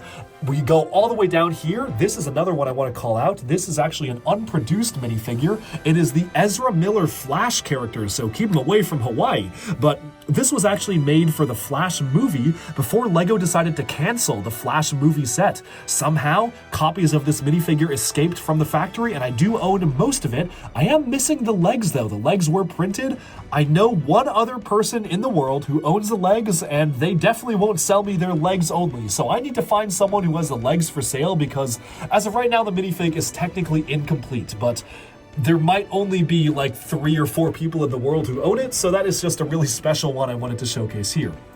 Okay, moving on down, we've got all of the different villains now. So we start off with the Batman villains. We've got all the different Jokers, then we go all the way down to the goofy villains and the crazy ones from all different media. Again, as you might notice, the Batman villains start here and they end like here, which is kind of sad and shows the absolute state of Lego DC right now, where Lego DC is basically just Lego Batman if we're lucky enough to get a set a year. So I would love to see more DC villains. I think the DC Comics Rogues Gallery is so diverse and unique, and it's kind of a shame how, like, we start here with Lex Luthor, who is kind of a given for a Lego Superman villain. He's the Superman villain to include, and then we barely go just 2 more rows, and that's it for DC villains. So I'd love to see more from DC, but it is what it is.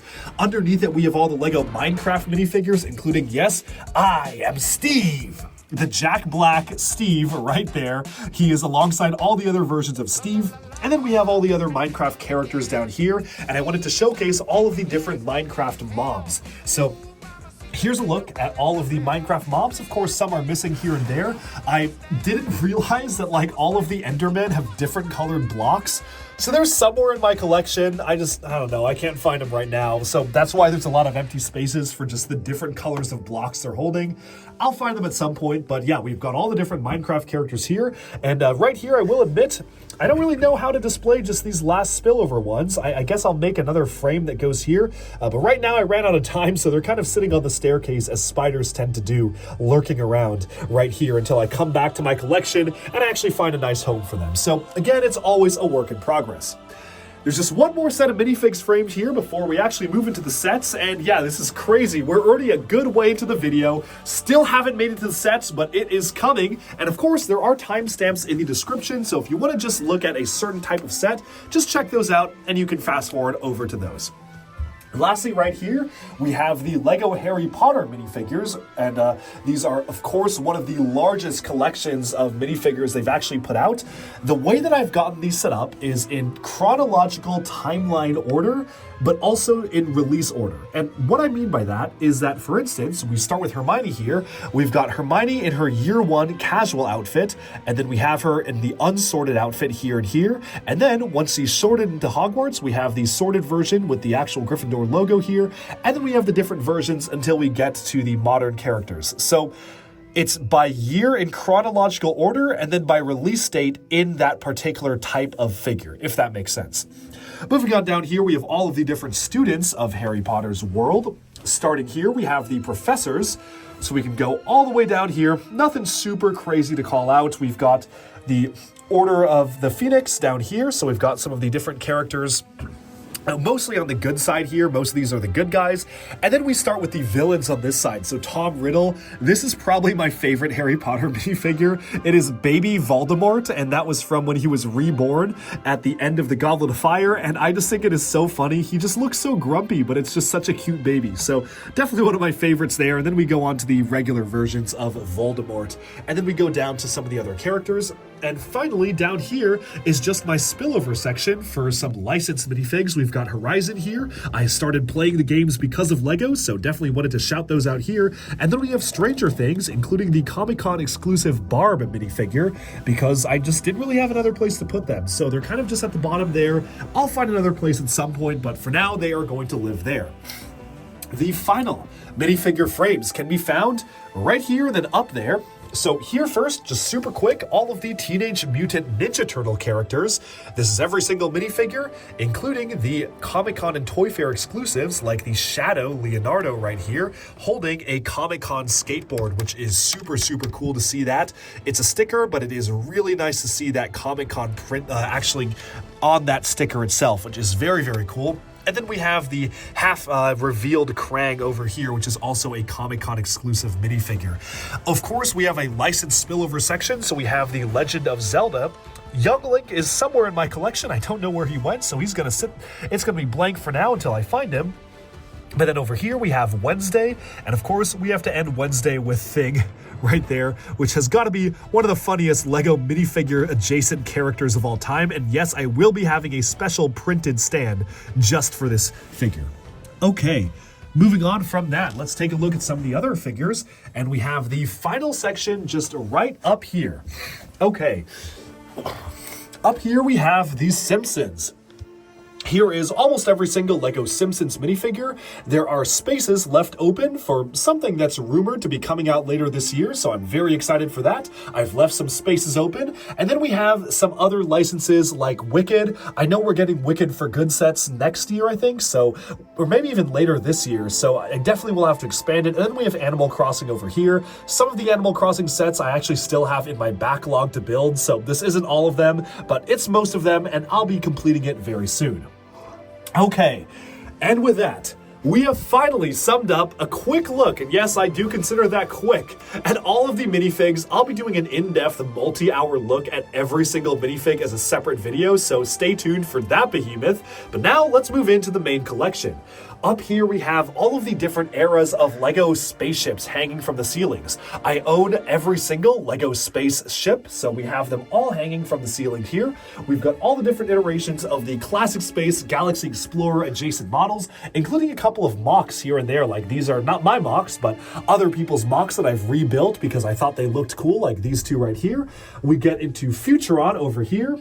And then we get into Explorians, Space Police 3, we've got Blacktron, Blacktron Future Generation, M-Tron, Space Police 1, Space Police 2, Mars Mission, Alien Conquest, Unitron, more Mars Mission, Galaxy Squad, Realistic Space. I'm probably missing some. Ice Planet over there. Yep, don't forget Ice Planet.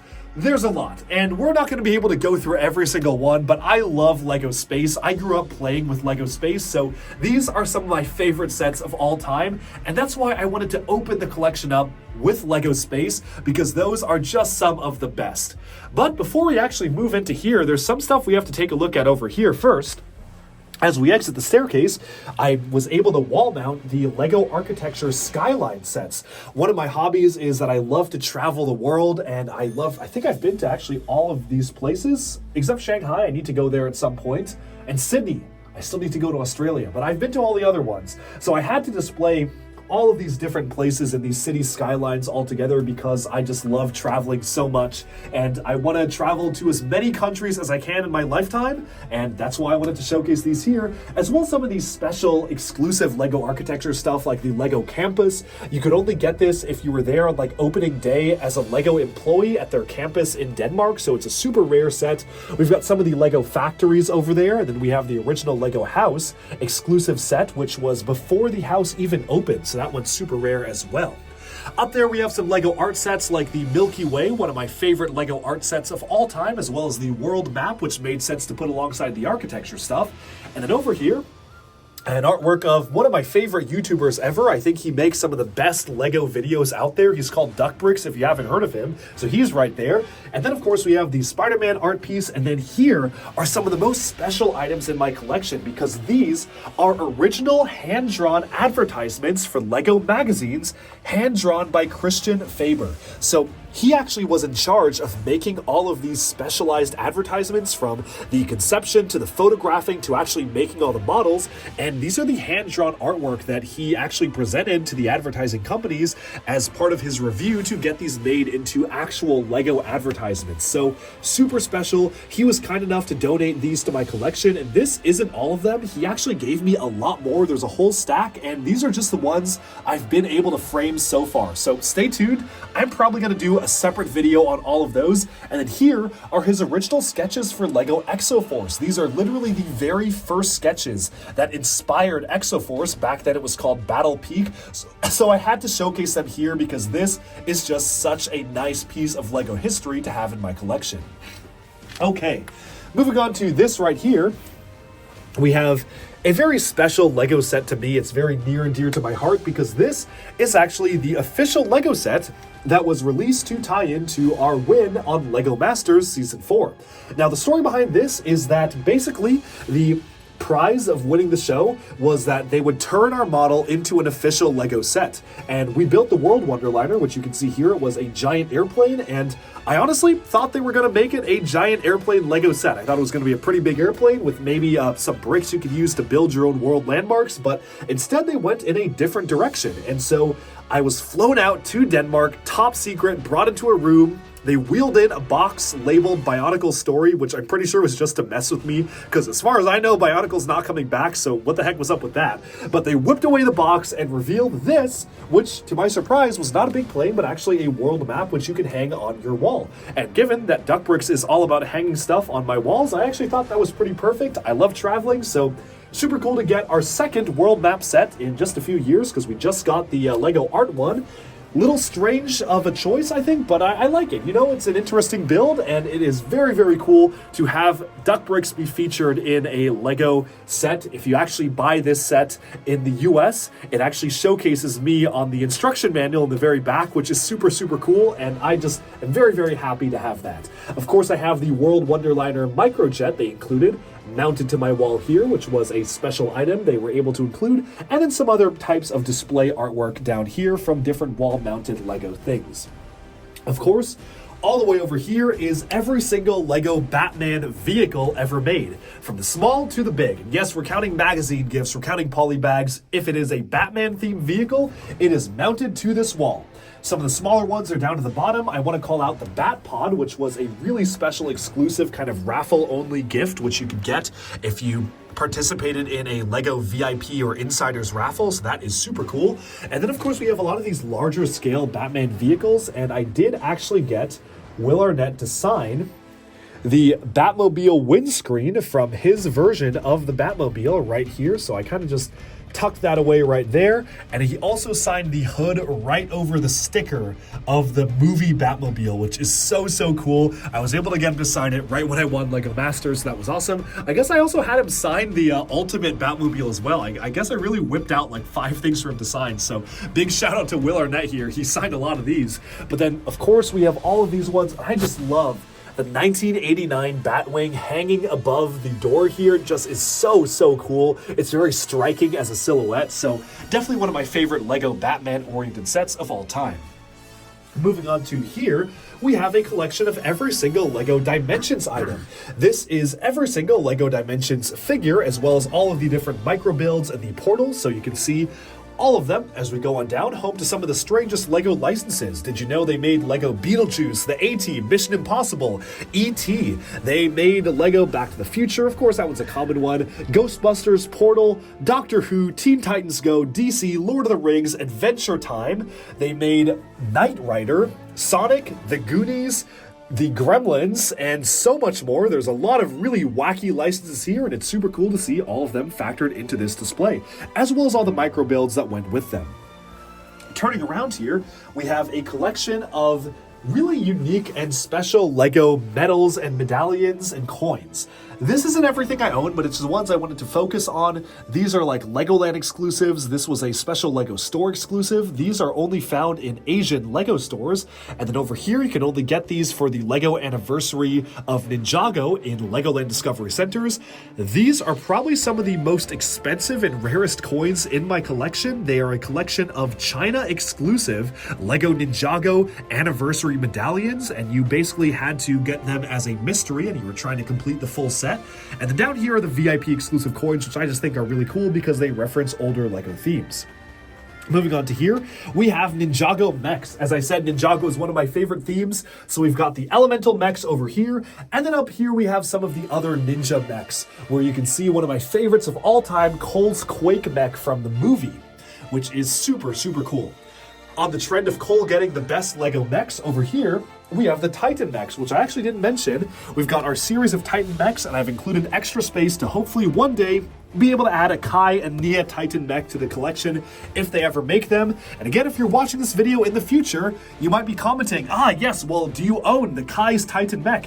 And to that I will say, well, not yet, but if you're watching this video at the time it's out, I definitely do, and it's probably sitting right there.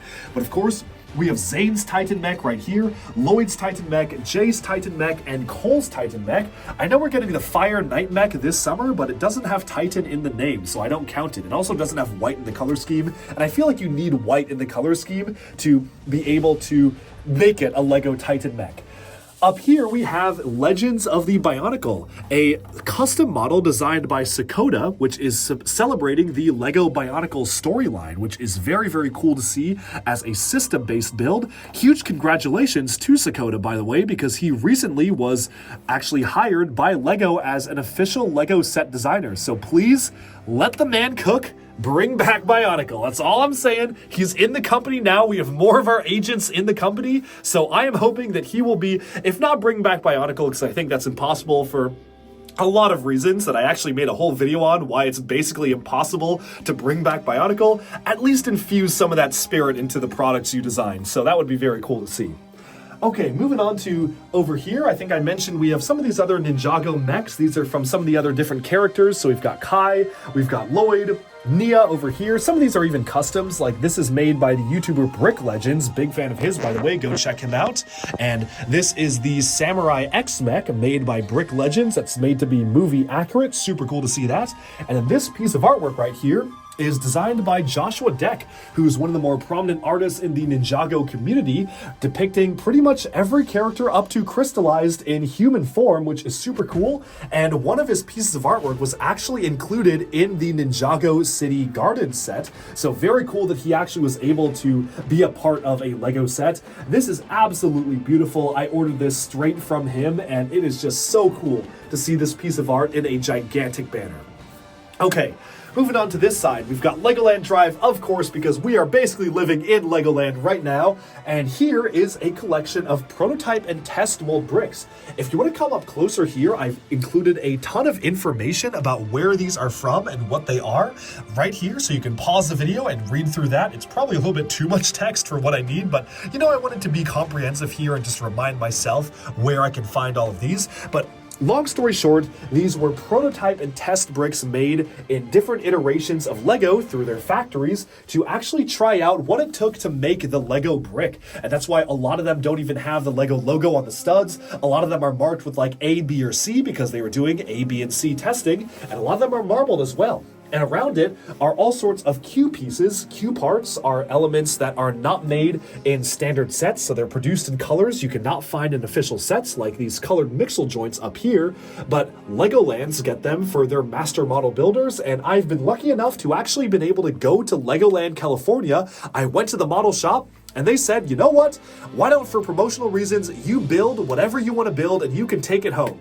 And when they told me that, well, that's where these came from. Okay, moving on from that, we have the LEGO Braille bricks. I just think it's a really cool initiative, so I wanted to showcase them on my wall here.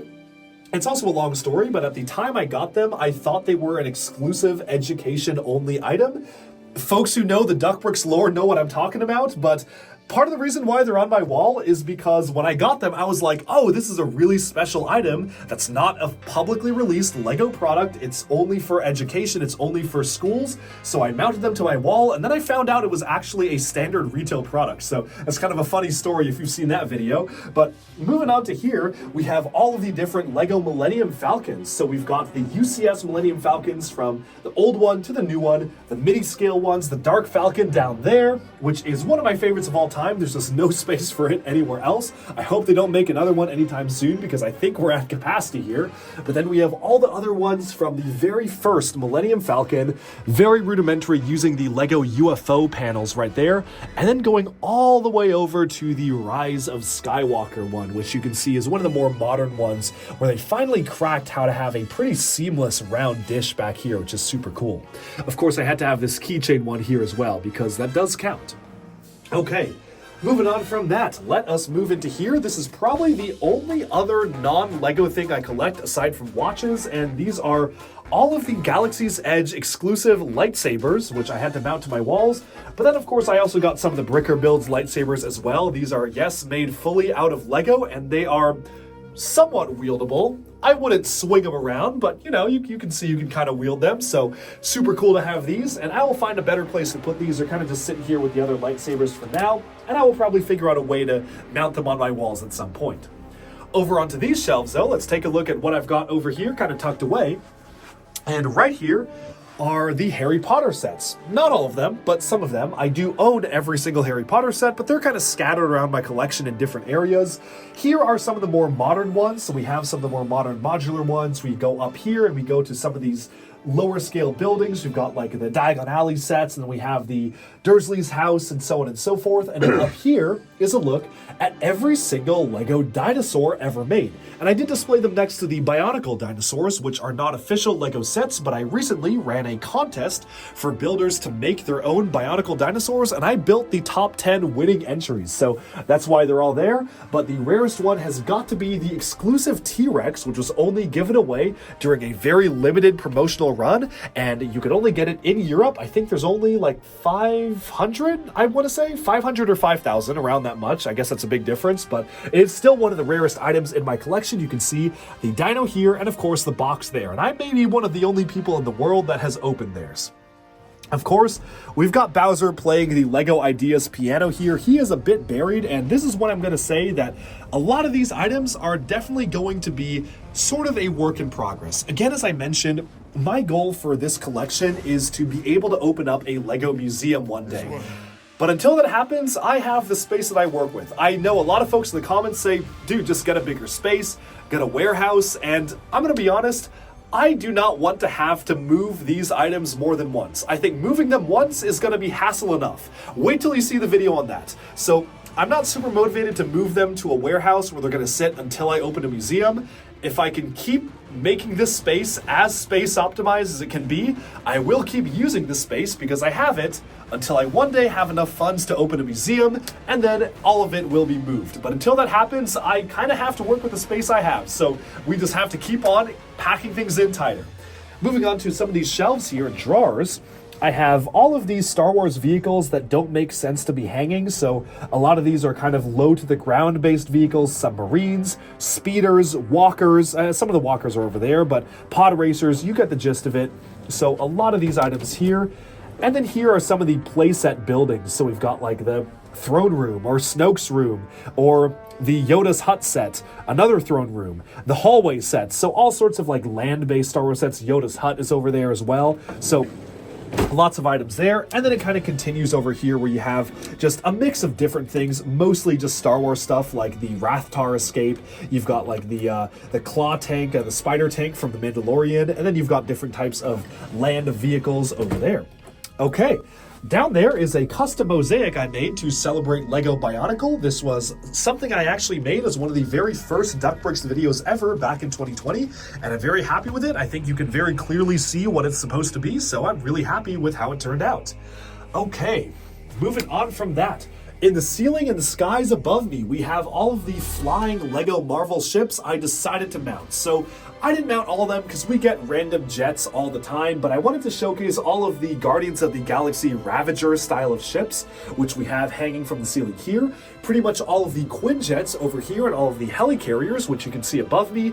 And then of course we get all the way up front and we have the X-Men jets as well. Over here, we have an area dedicated to realistic flight. So, of course, if we had realistic spaceships and satellites over here, we have a space dedicated to realistic flight over here. Here we've got the Sopwith Camels, we've got helicopters that are really nice. Like, I love this Dino Attack helicopter, so I had to have it hanging. We've got the Wright Flyer, we have the original Leonardo da Vinci Flyer up there as well, so I had to have that hanging. And then right alongside it is the large-scale Hogwarts Castle in microscale that they did that was super big, as well as a lot of the 2001 Harry Potter sets, which are combined in a modular display. Directly behind me, you can see some Lego Star Wars Master Builder playsets. We have the Tatooine set right here, so this is the Mos Eisley Cantina, and I put all of the other iterations of the Mos Eisley Cantina and like Obi-Wan Kenobi's hut as well alongside it because it just made sense to put it there. The UCS Landspeeder goes there as well. The original Cloud City, which is one of the rarest Lego sets of all time, very funky set. Not a really great set, although it is kind of fun to play with. And then we have the newer Cloud City right here, along with the different twin pod Cloud cars. One of the other very rare sets we have right up there is the LEGO Inside Tour Vault set, which I will do a separate video on if I haven't published that already. And then right alongside it, we have the newer version of the LEGO Harry Potter Great Hall, plus the brand new LEGO T-Rex skeleton looming behind it. Also up top, we have some of the Legend of Zelda sets, so you can kind of see those right there. We've got the LEGO Ideas Jaws set, we've got some other large-scale sets like the Ideas Treehouse, and then of course one of the Bricklink Designer Program Forest and castle sets too. Hanging here we have the Dune Ornithopter, one of my favorite sets of all time, as well as a custom version of the model that I made all the way back when I thought there was never ever going to be any world in which LEGO would ever make a Dune set. And oh boy, am I glad to have been wrong. Over here, we've got some other LEGO artwork pieces, so I tried to include some different artwork pieces like the sunflowers, then we have the Great Wave, we've got Mona Lisa, and then down there we have Motunui Island. Of course, all 4 pillars of art, as I would say. Onto these shelves, we've got a collection of different items, but mostly focused on LEGO Elves. Every single LEGO Elves set that doesn't fly is focused right here. We have Legends of Chima. All of the Chima playsets are here. We didn't get a ton, but we got some, so they're all focused right here. Some other larger scale stuff here, like the Rock Raiders base and Nightmare Before Christmas idea set. Some castle stuff here and there. A lot of Indiana Jones items over here, and there's a separate space dedicated to Indy as well. This is the Villain Lair shelf, so this is all the different random villain layers plus the Ninja Turtles lair. So we've got like the Agent's lair, Jestro's volcano lair, Antimatter's hideout, the Evil Cars oil rig. Funny how 2 of them were oil rigs. That's actually kind of funny. I guess that's why I put them together. And then down here we have the LEGO Adventurers playsets. So LEGO Adventurers, we've got the jungle one, the desert one. We have the Chinese themed one back there, the Dino Island one. All sorts of great sets. One of my favorite LEGO themes of all time. And then here, we've just got a small section dedicated to just a few of the very rare LEGO original boxed items I have in my collection. I have got a lot more of these hidden away in storage, but I just put a few of them on the shelf just to showcase that I do have some. Moving on down here, we just have some shelves of kind of miscellaneous stuff here. We've got, let's see, Avatar, we've got Black Panther, War in the Water, some castle stuff. We've got all the different MTTs here, so that's kind of cool. We've gotten the UK exclusive test pilot color changed creator dinosaur, so that's a pretty rare one to see. We definitely don't see those around too often. And then down here, we've just got some other miscellaneous items like the Bionicle system set, some Aquazone stuff, Scooby-Doo hidden side, and all that. Moving onwards to these sections here, speaking of hidden side, we've got every single location-based hidden side set right in here. So this is kind of the area for those. I also included all of these superheroes location-based sets here too, so all the Marvel stuff mostly. And then as we go up here, the Avatar stuff, here is the iconic LEGO cable car set from LEGO Spider-Man. You can choose, Peter. Save the woman you love or suffer the little children. From that iconic scene, so you've got the cable car hanging right there. One of my favorite sets of all time. I hope they make a modern remake of it. And then we get into the Wednesday stuff, which kind of just had to figure out a place to put them. Some more Avatar items here. Moving up, we've got Avatar, we've got some Marvel stuff, some location stuff, and then the final bottom shelf here is dedicated to just some rare items, like I guess the second to bottom here. We've got the LEGO Fabuland set from the LEGO house, and then we have another LEGO Inside Tour set in the form of the System House right here, which is super rare, Quickie Mart right behind it, and then some other LEGO Castle stuff behind it as well. Bottom shelf is a lot of miscellaneous items, and you can kind of see some of the items there. Not really anything super special here though. Moving on from that, directly behind me is a custom LEGO Bionicle mosaic based around Makuta Pterodax when he took over the body of the Great Spirit Motunui and landed on the surface of Barra Magna, ready to do battle with the prototype robots. So we have it right here. And then of course we have these spillover LEGO Ninjago Mechs. Some of these are customs, like this is the custom Preeminent from Brick Legends. And then some of these are other customs that people have done that basically take existing sets and remake them into mechs. But of course a lot of these are official as well, so we can kind of move all the way up here. Up to the very top, we have some LEGO Ninjago mechs. Directly behind me, though, are some Ninjago sets. Rotating over here, you can see all of the land-based Ninjago sets, and I guess water-based as well. We have all of the different land-based bounties, so the land bounty, the hydro bounty, all the different combo vehicles, the ultrasonic raider, the ultra stealth raider, the legacy ultrasonic raider, and the dumb one we don't talk about down at the bottom because it's kind of bad. We also have all the vehicles organized by Ninja. So here, of course, we have the Kai vehicles. We've got Zane, Cole, Jay, Lloyd. Nia has a very small section here because she doesn't get a lot of non-mech based vehicles. And then, of course, we have the villain vehicles here. So we've got the Great Devourer, who isn't a vehicle, but kind of made sense to put him here. The Serpentine vehicles, the island stuff. We've got the Stone Army, the Skullkin, the Pyro Vipers, Nindroids, Imperium, Sons of Garmadon, the Dragon Hunters down here, and the Ghosts and the Sky Pirates. And I think that is all of them. I guess we have some Relopian stuff here as well with Wojira right next to the Great Devourer, which I think kind of makes sense because they're very similar creatures in the lore. Okay, now let's move on to the main collection. And yes, I recognize we are pretty far in the video and we are just arriving at the main collection. All of this has been prelude because this is the full-on Lego collection. And there's a lot more rooms we have to get to. So let's move in here and just, I guess we'll actually start off with the most obvious thing here, which is new Duckropolis City. This is my custom Lego city, and I have it featuring every single modular compatible Lego building they've ever released, highlighting especially my favorite Lego sets ever. These are the Ninjago City sets, and I love them so much. They're some of the best Lego sets ever made. So I have light kits for all of them. They're all geared up. Definitely something I really love to highlight in my collection. But if you actually come in here, I really like the layout of how I've done this city because initially I had it as just a rectangle and it was really hard to reach the center, but then I decided to kind of move everything out and I can walk into it. It's a lot more space. I can kind of reach everything I want, and we actually have a monorail. This is the original airport shuttle, which I've got moving around the city here. So actually, let me go ahead and turn this bad boy on so you can actually see the monorail in action. We're gonna turn this on right here.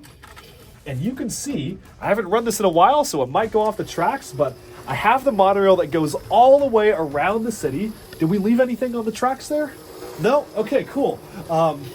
Monorail going all the way around, and it kind of makes a big loop and comes around, and this is using the airport shuttle, one of the rarest Lego monorail sets, and one of my favorites, so kind of goes all the way to there. And boom. And then we go all the way back around. Don't know. Oh, I see what we're getting stuck on here. We're getting stuck on something over here, which is just fine. I'll move it. It's okay. Haven't run in a while. We're just getting stuck on actually this really cool item here, which I'll showcase in a second.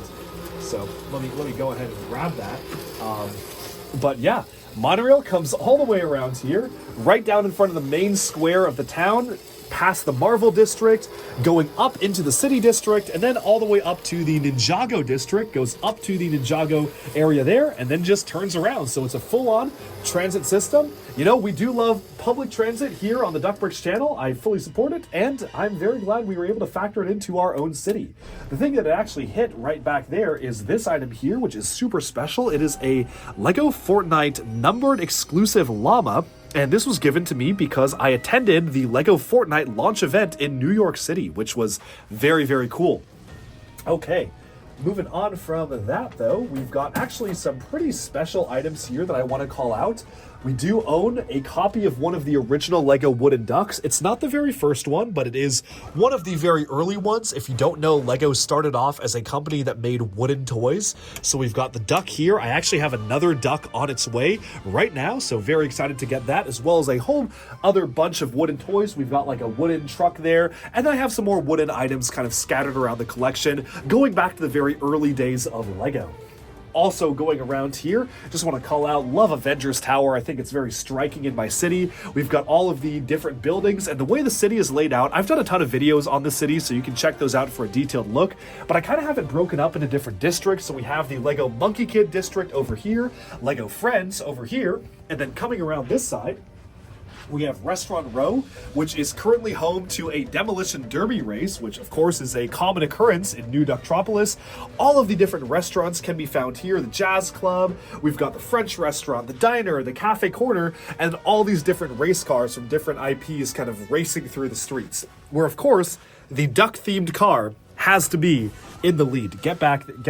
No, duck-themed car pushing you forwards. Just yeah, there we go. It's going to be a photo finish, but you can tell. The duck car is barely in front of this one. Of course, coming along here, we even included some of the Bricklink Eiffel Designer Program sets, like we've got the Lego store right here, and then I managed to include some giant scale statues. I was really inspired by the city in the Lego Ninjago movie, which is very chaotic. There's a million things going on, and they have all these big sculptures above the city, kind of similar to that like old Art Deco style of like the Gotham City stuff we used to see as well, but here, of course, we have some large-scale Lego minifigure statues right up here. One is wood, one is the big minifigure, and one is the large-scale, kind of smaller style of minifig there. And then, of course, we wrap our way around, and we are back in the main city. I started to become pretty desperate for wall space, so you'll notice I have some of the other Lego art sets just kind of on the sides of my city here, and that is because I am completely running out of wall space. This is actually a custom one that I did for Bionicle with the Kanohi and Krana right there, but then some of these are official like the Iron Man, Darth Maul, and the classic Spaceman. Okay. Moving back to right where we entered here, this is a section dedicated to every single LEGO Speed Champions car. I actually have a lot of these over in my apartment in New York right now, so this isn't everything. It's like, I would say like 70% on the wall right now, but we'll be adding on the rest of them very soon, and I have them all mounted to the wall because I think Speed Champions is one of the most innovative and best LEGO themes they've done in a long time. But now, let's dive into the rest of the collection.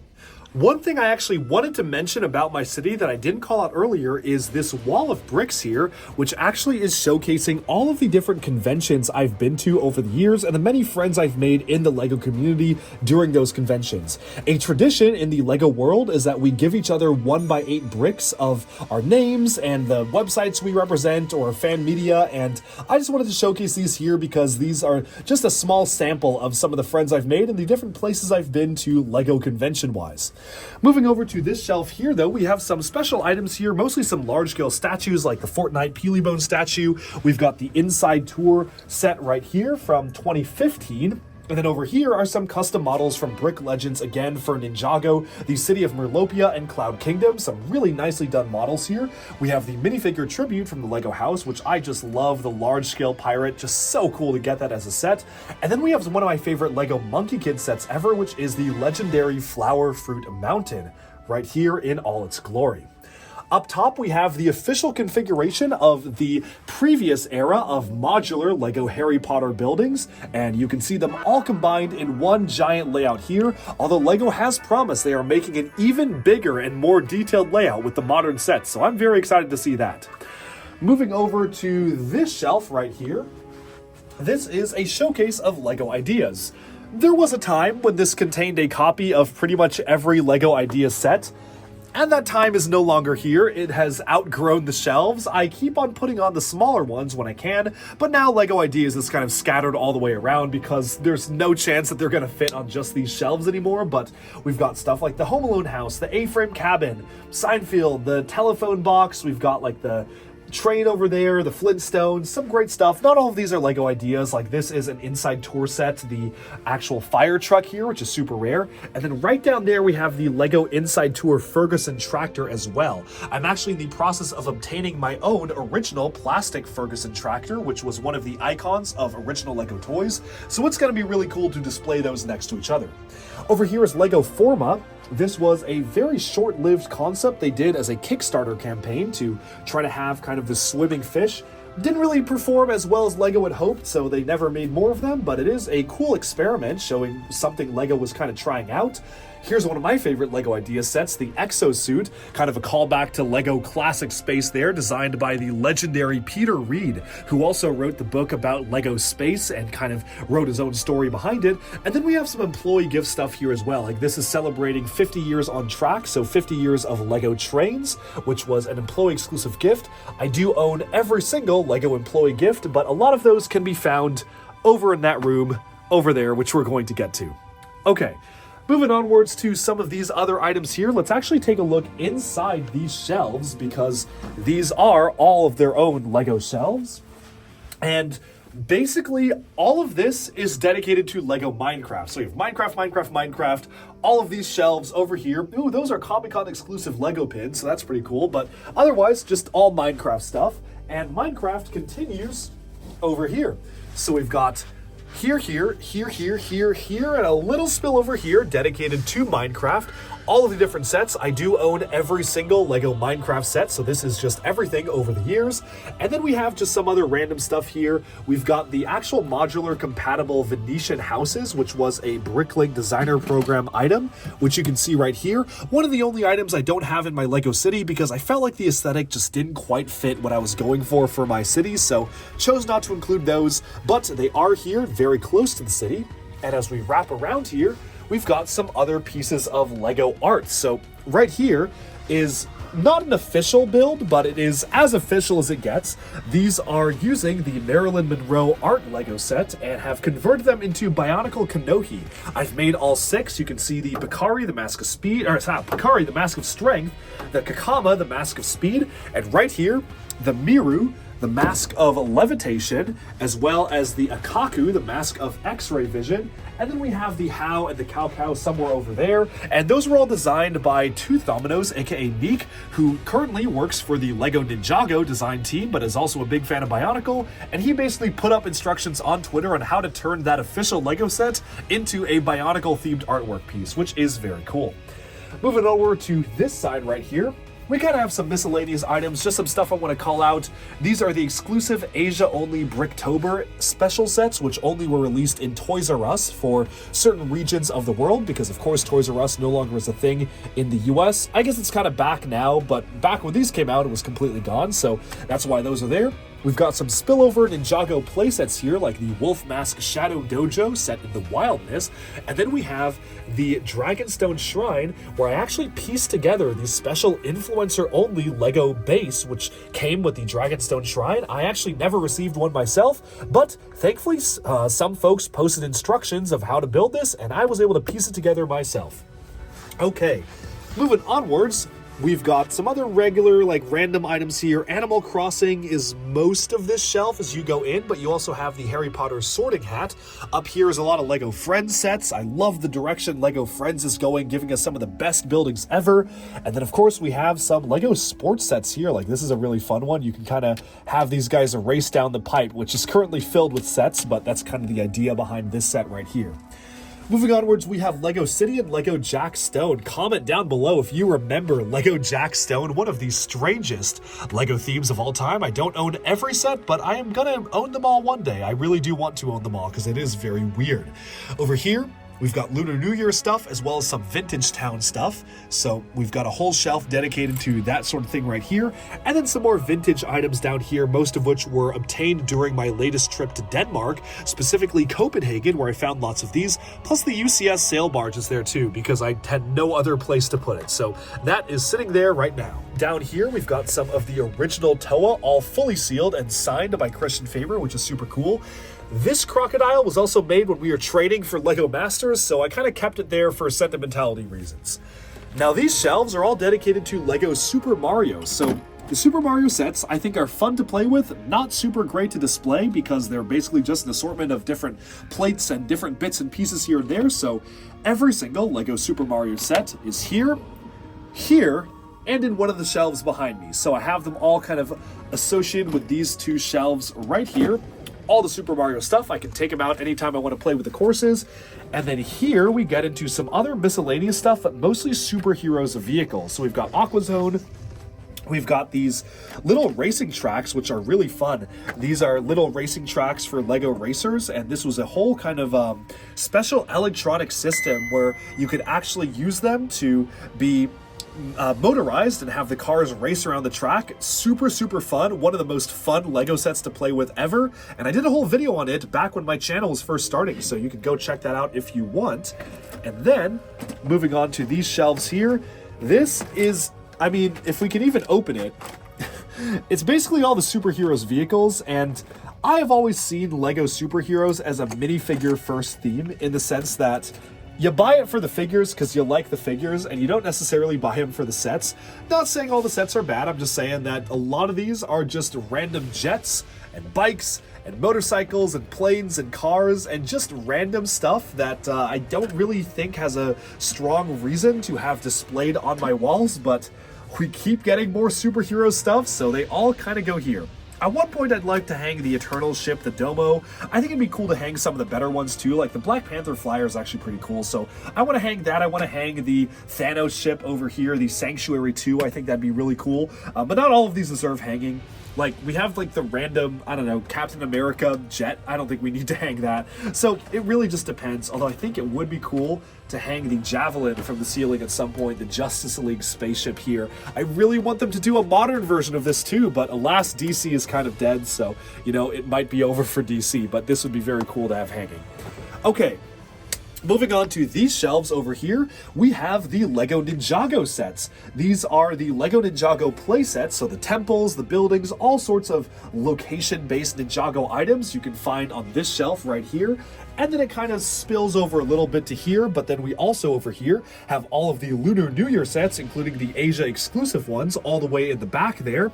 We have a lot of the other LEGO Castle and Pirate sets here as well, plus Vikings, which I wanted to include here. So we've got Castle, Vikings over here, Pirates mostly on this shelf, including the very nice modern El Dorado Fortress. What a beautiful set.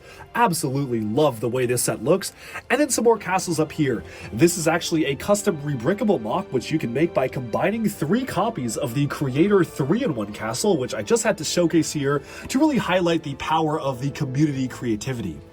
Quickly going back here, we have some shelves dedicated to LEGO Space. We have all of the LEGO Space bases and land vehicles. So we've got the M-Tron, Megacore Magnetizer, a lot of the rovers, the classic space vehicles, the walkers, even the alt-build version of the Alienator from the recent LEGO Blacktron release that came out just this year in 2025. All sorts of good stuff there.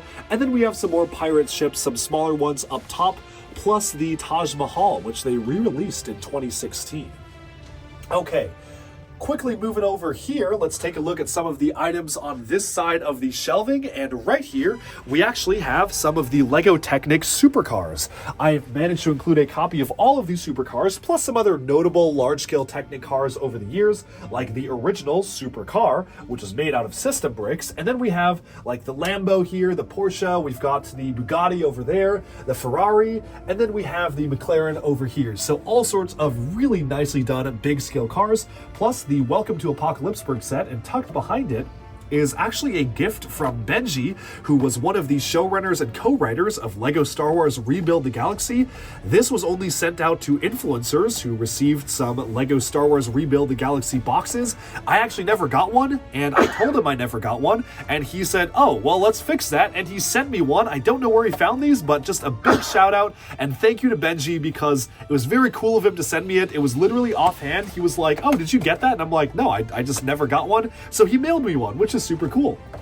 Of course, down here we have the Simpsons house, and we just saw the Quickie Mart back there, and rumor has it there might be another one being added to that collection very soon. But then going all the way over here, up top there's just some special items like the architecture Taj Mahal, plus the large-scale Taj Mahal. We've got the Ferris Quest Pyramid, the Horizon Tall Neck, and then in the skies right above me, we actually have a special section dedicated to hanging sets.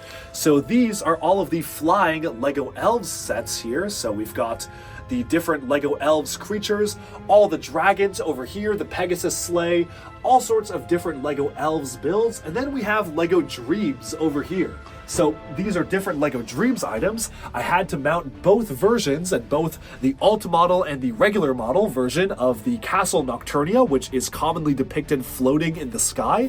You have the large-scale Midnight Raven, and one of my favorite Dream sets, which was the Nightmare Shark ship. It is super, super cool to see that one right there. Okay, while we're up here, let's take a look at some of the other stuff. Right next to it, we have the monorails, the Unitron, and the Futuron monorails, plus the Life on Mars Aerotube hanger, a classic 2001 LEGO set. And then we get into the LEGO Star Wars walkers. So here is a copy of all of the different ATTEs that they've made over the years, plus a custom one, which you can get the instructions for online, all the ATRTs and the ATATs behind them, which of course you have to have the UCS AT-AT right here, which is one of the most coolest, biggest, ultimate Lego sets ever. I think to me this is even cooler than some of the spaceships because it's just so big and so much fun to play with. The Darth Maul bust is very strange. It's kind of creepy, but of course I had to display it very prominently in the collection. UCS AT-AT is behind there, and then the Black Panther bust is tucked away because no one likes that set. Moving onwards onto the rest of the items here.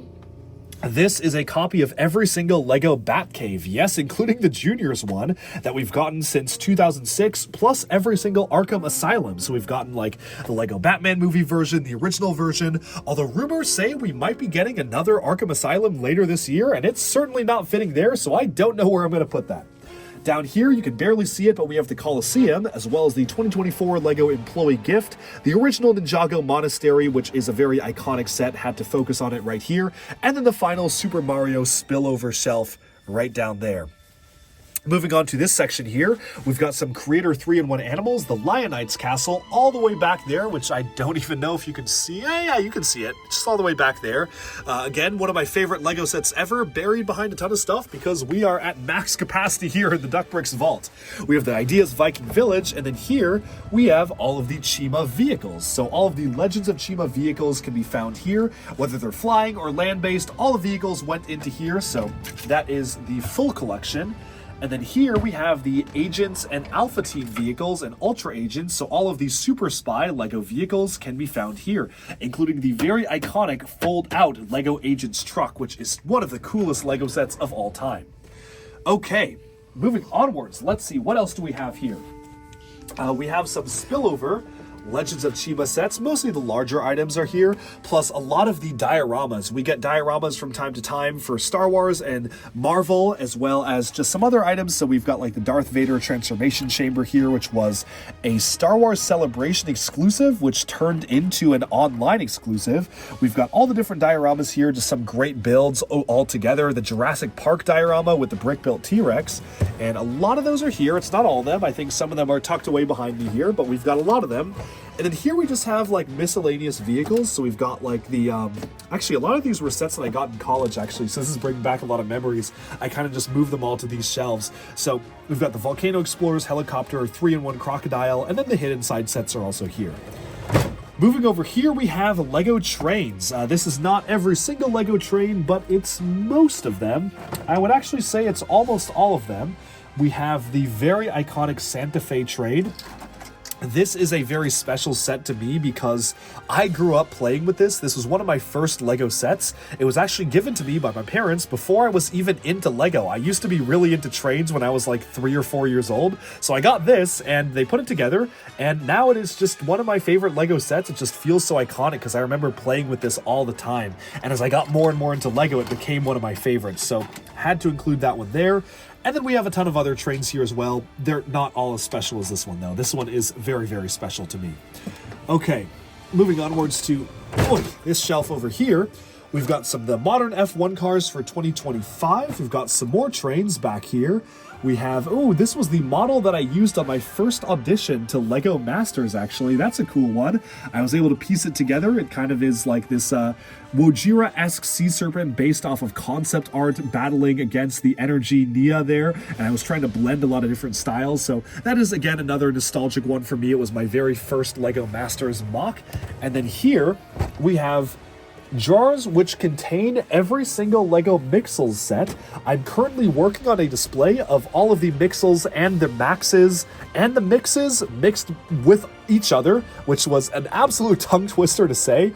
But basically, if you don't know what these were little creatures that they put out using the specialized new ball joints they developed, but they all had alt models, you could combine one with the other to make a mix, something like that. There was some word for it, but then a max was combining all three of one color into one. So I'm trying to display all of them together. That's going to take me some time, so bear with me while I work on that.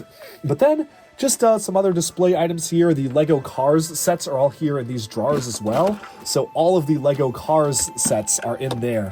Specifically all the vehicles. You can kind of see Mater peeking away over there and Lightning McQueen. So this is one of the oldest shelves in my collection, and definitely one that I want to be reconfiguring very soon to just have a better way to display everything. Up here, we have some more LEGO castle sets, including the original yellow castle, as well as the Walmart exclusive GWP of the 90 Years of Play yellow castle, which I figured made sense to display next to each other. And then, moving on to here, we have some of the larger scale LEGO Ninjago and Monkey Kid temples. We have the Temple of the Dragon of the East, as well as the Ninjago palaces and temples, the employee Christmas gift over here, which is very cool. And then down here, we just have some of the other larger scale LEGO castles that are mostly on these big base plates as we get into all the way going back. These shelves here are dedicated to LEGO City. So a lot of these are LEGO City vehicles. That's a fairground mixer, but mostly LEGO City vehicles, as well as like some of the Disney Princess books, which I always thought was a very cool gimmick for them to do as a way to tell an original story. This is mostly fire and police. Yeah, wow, that's a lot. I used to be really into City as a kid. I still get a lot of City sets nowadays, but not as much as I used to get, and most of the City stuff went in here. So, oh, there goes a rotor, but I'll fix that in a second. We've got a different section of LEGO City stuff, so some of the more modern vehicles here. I think these just came out in 2025, actually. But then they were alongside some older things as well. And then into here, we have one of my favorite shelves because, yes, this is LEGO Power Miners and Rock Raiders, and then World Racers is in there as well. But really, Power Miners is what we care about. This is the Thunder Driller, one of the most iconic LEGO sets of all time. I have so many fond memories of playing with this in 2009 in the snow. I found it early. It was December. Oh, beautiful memories. One of my favorite LEGO sets of all time. And of course, the sets that inspired them, Rock Raiders, all the way back here. Okay. Moving on to here, we have some more of the Princess books. We have some space bases in here, and some vintage LEGO sets. This is like LEGO set number 1. It wasn't the first one that came out, but it's one of the early ones based on LEGO Gears. The Homemaker family underneath it. Again, as you can see, I really only keep boxes of really special items, and that's just parts. Okay. Moving into these shelves here, I'm going to run through these very quickly because we don't have a lot of time or a lot of room. So we've got some Adventurers, Harry Potter, Castle down here, a lot of city stuff. Now, this is interesting.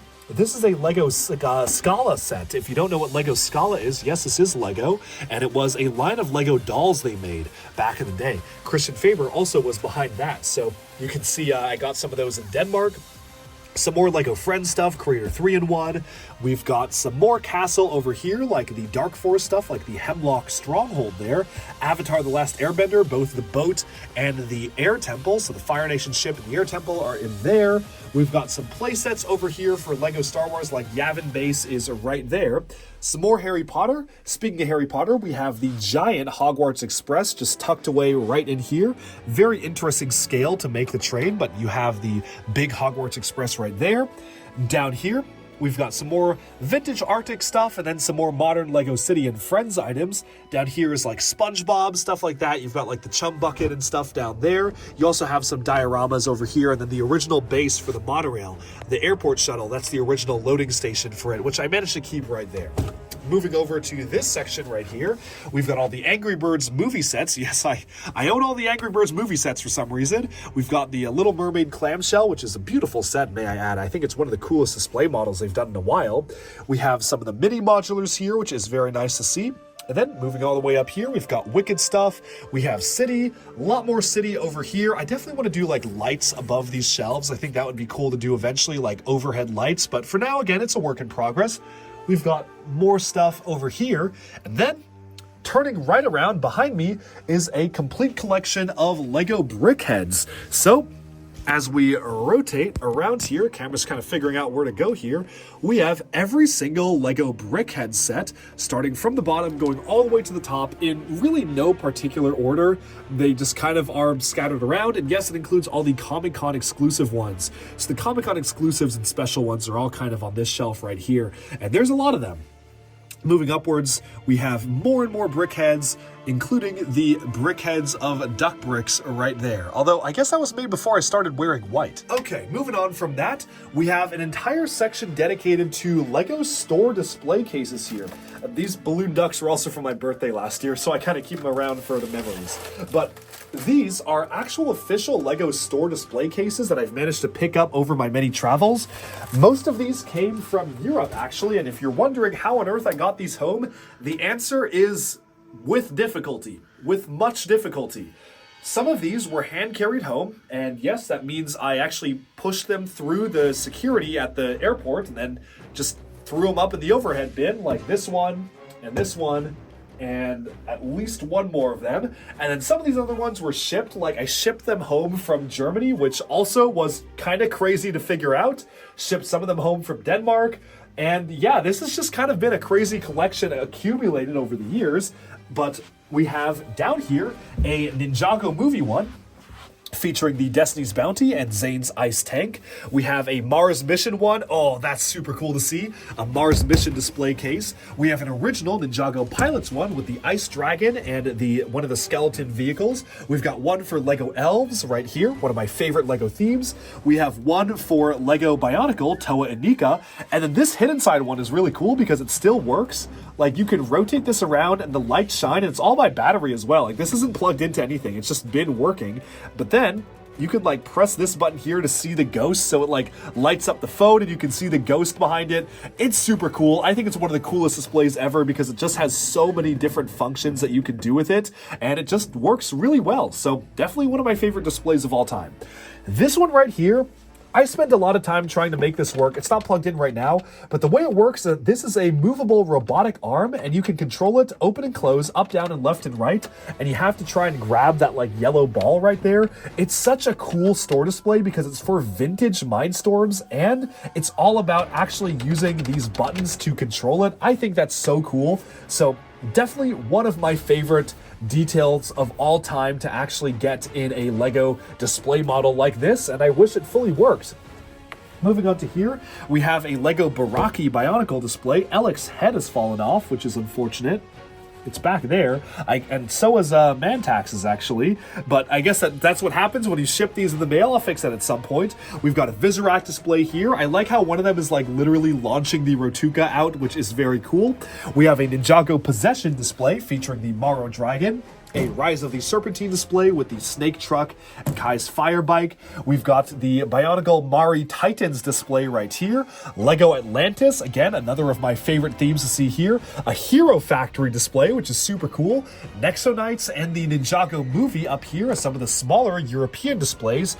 And there are two more over here. We have a Lego Ninjago Spinner display, which is very interesting, and then a Chima Speedors display of the same style, which I think is super cool because they clearly were just trying to advertise the gimmicks at around the same style. One other display we kind of skipped over here, but this is for the Lego Movie 2, and it is showcasing a lot of the minifigure characters. I had lofty ambitions to like mount this on the side of my city so it could kind of be like, oh well, actually now that I say it, we could put that right here right now actually. I was gonna say I wanted to mount it on the side of my city. Maybe I determined it was a bit too narrow, but this is actually really cool because it's actually one of those store displays that has clamps that clearly are made to mount on a shelf. So you might be able to see some live DuckBricks collection adjustment right here. Again, as I say this though, I do want to point out we have a complete Lego Nexonites vehicle collection over here.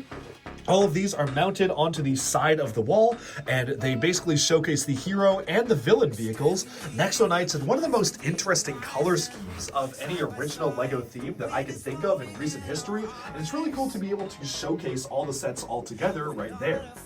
Also, on this bottom layer is the Lego Lord of the Rings Barad-dûr. That is one of my favorite Lego sets of all time. It is the only time we ever got Sauron's evil villain lair in Lego form, and it is so cool. I don't have a really good spot to display it in my collection, which is why it's kind of just sitting on the floor there, but I'm sure at some point I will come up with a better way to display that set because I feel like it deserves a lot more than just being on the floor. Right above the Nexonite sets there, and bear with me here because you're about to see some live DuckBricks collection renovation, but right above the Lego Nexonites items are all of the botanical sets. The Lego botanical sets are truly some of the most beautiful Lego sets they've really ever done, and I just love the way they look. I think they look really good all together as well, especially in a collection, and that's why I wanted to showcase them there. This is just barely... Oh man, this might be a little difficult actually. It's like just barely tight enough for this. Maybe I might want to find a different place for it because this is actually damaging the road plate here. So we'll see where this is gonna go. maybe, I think there was a reason why I didn't put it there. Maybe we can put it right here, actually. Yeah? Yeah, I think so. I think we can. Okay, anyway, all the botanical sets are right there. Some absolutely beautiful display models. And the really interesting thing about botanicals is that this is what brought a lot of people into the world of Lego collecting. And before the botanicals came out, a lot of folks were really not interested in Lego, but I know a lot of my friends who actually have these displayed and they never touched a Lego set otherwise in their lives, which I think is really cool. And it's part of Lego's initiative to bring more fans into the theme and into the world of Lego that aren't necessarily Lego fans themselves. Okay, moving on from that though, let's take a look. This is still too tight. Still too tight. We'll find a spot for it. Yeah, we're gonna put this here right now. I guess you're not, in fact, seeing some live DuckBricks refurbishment. I did try though, I really did try. It's just barely, it's just sticking. Okay, anyway, moving on to over here, we have the Lego Masters Trophy. This is the trophy that I got when I won LEGO Masters Season 4. It is very heavy, and right around it are some paraphernalia that are kind of tied to the win. We have the Walmart LEGO Masters Trophy, the LM exclusive set right here. We've got a trophy that one of the Bricks and Minifig stores actually printed out for me, which was really special. They actually printed my logo on it and DuckBricks to celebrate my meet and greet at the store. And then we have this little duck, which I made in 5 minutes on maybe 1 minute. It was a very quick build. It was part of a challenge in Legoland, California in the Master Model Builder Workshop. They basically were like, you have a minute to build a duck, and I made this. So this was what I could do in a minute. And yes, he does have some cue parts for the eyes. These do not officially come in trans clear, so I kind of snuck those in there. Okay. Moving onwards, let's just take a look at the center island. We'll address the big model in a second, but we've got the Lego Titanic. We have the Comic-Con exclusive Lego Masters keychain right there. We have a soap dispenser. That's right, a Lego AquaZone soap dispenser, which ties into the model behind. As we go around, we've got the Statue of Liberty, the original one. The newer Statue of Liberty is all the way up there for Lego architecture, so they're somewhat close to each other. You can see that. And then we have the LEGO Ideas Lighthouse, the UCS General Grievous statue, and then both versions of the large-scale LEGO Eiffel Tower. So we've got the old one and the new one, and you can see just how much LEGO has changed over the years because of that. Going around the bend here, you'll notice this gigantic model, which was a mock by Peter Carmichael, who actually works as a designer for LEGO right now. But he put together this AquaZone mock for BrickCon in, I think it was 2019, I want to say? Yeah, BrickCon 2019. And then he posted on Reddit that he was trying to sell it because he was going over to Billund to work as a Lego designer. And I was the one mad lad crazy enough to be like, I want to buy that. So I bought this from him. It was probably my first like really big Lego purchase, like as in spending that much money on one single item, but I'm super happy to have gotten it. It is just so cool to have this as a centerpiece in my collection, and big shout out to Peter Carmichael. I can't wait to see what he's cooking up at the Lego Idea House. Okay, moving on from that, I think we've pretty much covered everything over there, so we're good to go into this section right here. If you're curious what's in here, the answer is just bricks. So we've got lots and lots of loose pieces, and by lots, we mean lots. Some of them are somewhat sorted. Oh, I was looking for this bin. I have been looking for this bin for a while, actually. Animal bin. Okay, that's where it is. Anyways, lots and lots of spare pieces, but one of the things I'm most proud of here is that I actually have a space dedicated to Lego minifigures. I love making my own custom minifigures and kind of mixing and matching different elements, and part of that was being able to organize all my minifig pieces here. So we have a bin. This is all just legs. Minifig legs, minifig heads in a bin. This is all waist and neck accessories. So this is armor, capes, you name it. These are all hairs and helmets and so on. And then up here, because it just didn't quite fit, we have torsos. So here is a bin for just all the different torsos that I have. And it's now super easy. If I'm looking for a minifigure, if I want to make a custom one, I whip out all these bins and I can start building, and it is a lot of fun. So really happy that I have all of those sorted. Those are one of the only parts of my collection that I actually have sorted. I have lots more bulk pieces just in a compartment over there, and unfortunately I don't know if I'll ever be able to sort them in my lifetime because there's just so much. There's so much loose Lego. Some folks just give me their Lego collections, like friends who outgrow Lego, and I just kind of dump them all together. So the minifigs I have sorted. As far as the rest of the parts go, I don't know if that'll ever happen. But up here, we have a section dedicated to some large-scale buildings. So we have both Disney castles. The Cinderella castle is, or the Beauty and the Beast castle is actually right over there, so directly behind us. So you can see that right there. That one just came out actually as of the time of recording this video, but the rest of the castles are over here. We have two different copies of the Hulkbuster, and the reason why I have two is because one of them is a custom model that is made using only the parts from the original set to make it simply look better.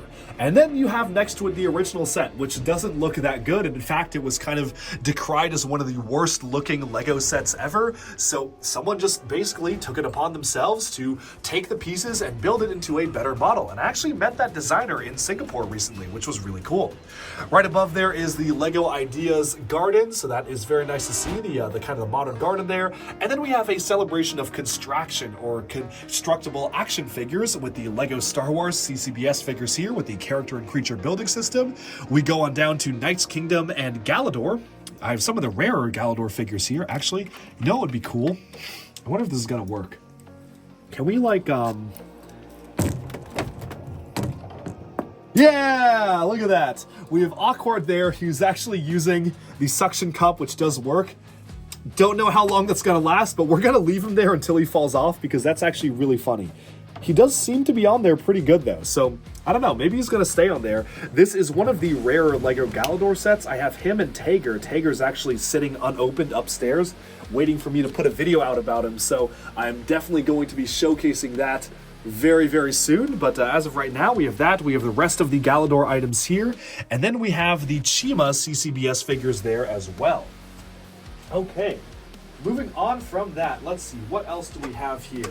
We've got all of the other sort of different themes on shelves here. So this section right here is dedicated to the Winter Village. We have all of the Winter Village sets. Lego does one every single year. So we have all sorts of different Winter Village items right here and right here. I think, yep, if we can get the camera here, yep, there we go, Winter Village right there. Even continuing down to that section there, we've got the Modern Town Plan, Modern 2009 Town Plan, 2008, 2009, and then we have some of the Marvel buildings like the Sanctum Sanctorum, as well as the Spider-Man Web Warriors Bridge Battle, one of the best Lego Marvel sets of all time. If only we got Marvel sets that looked like this nowadays.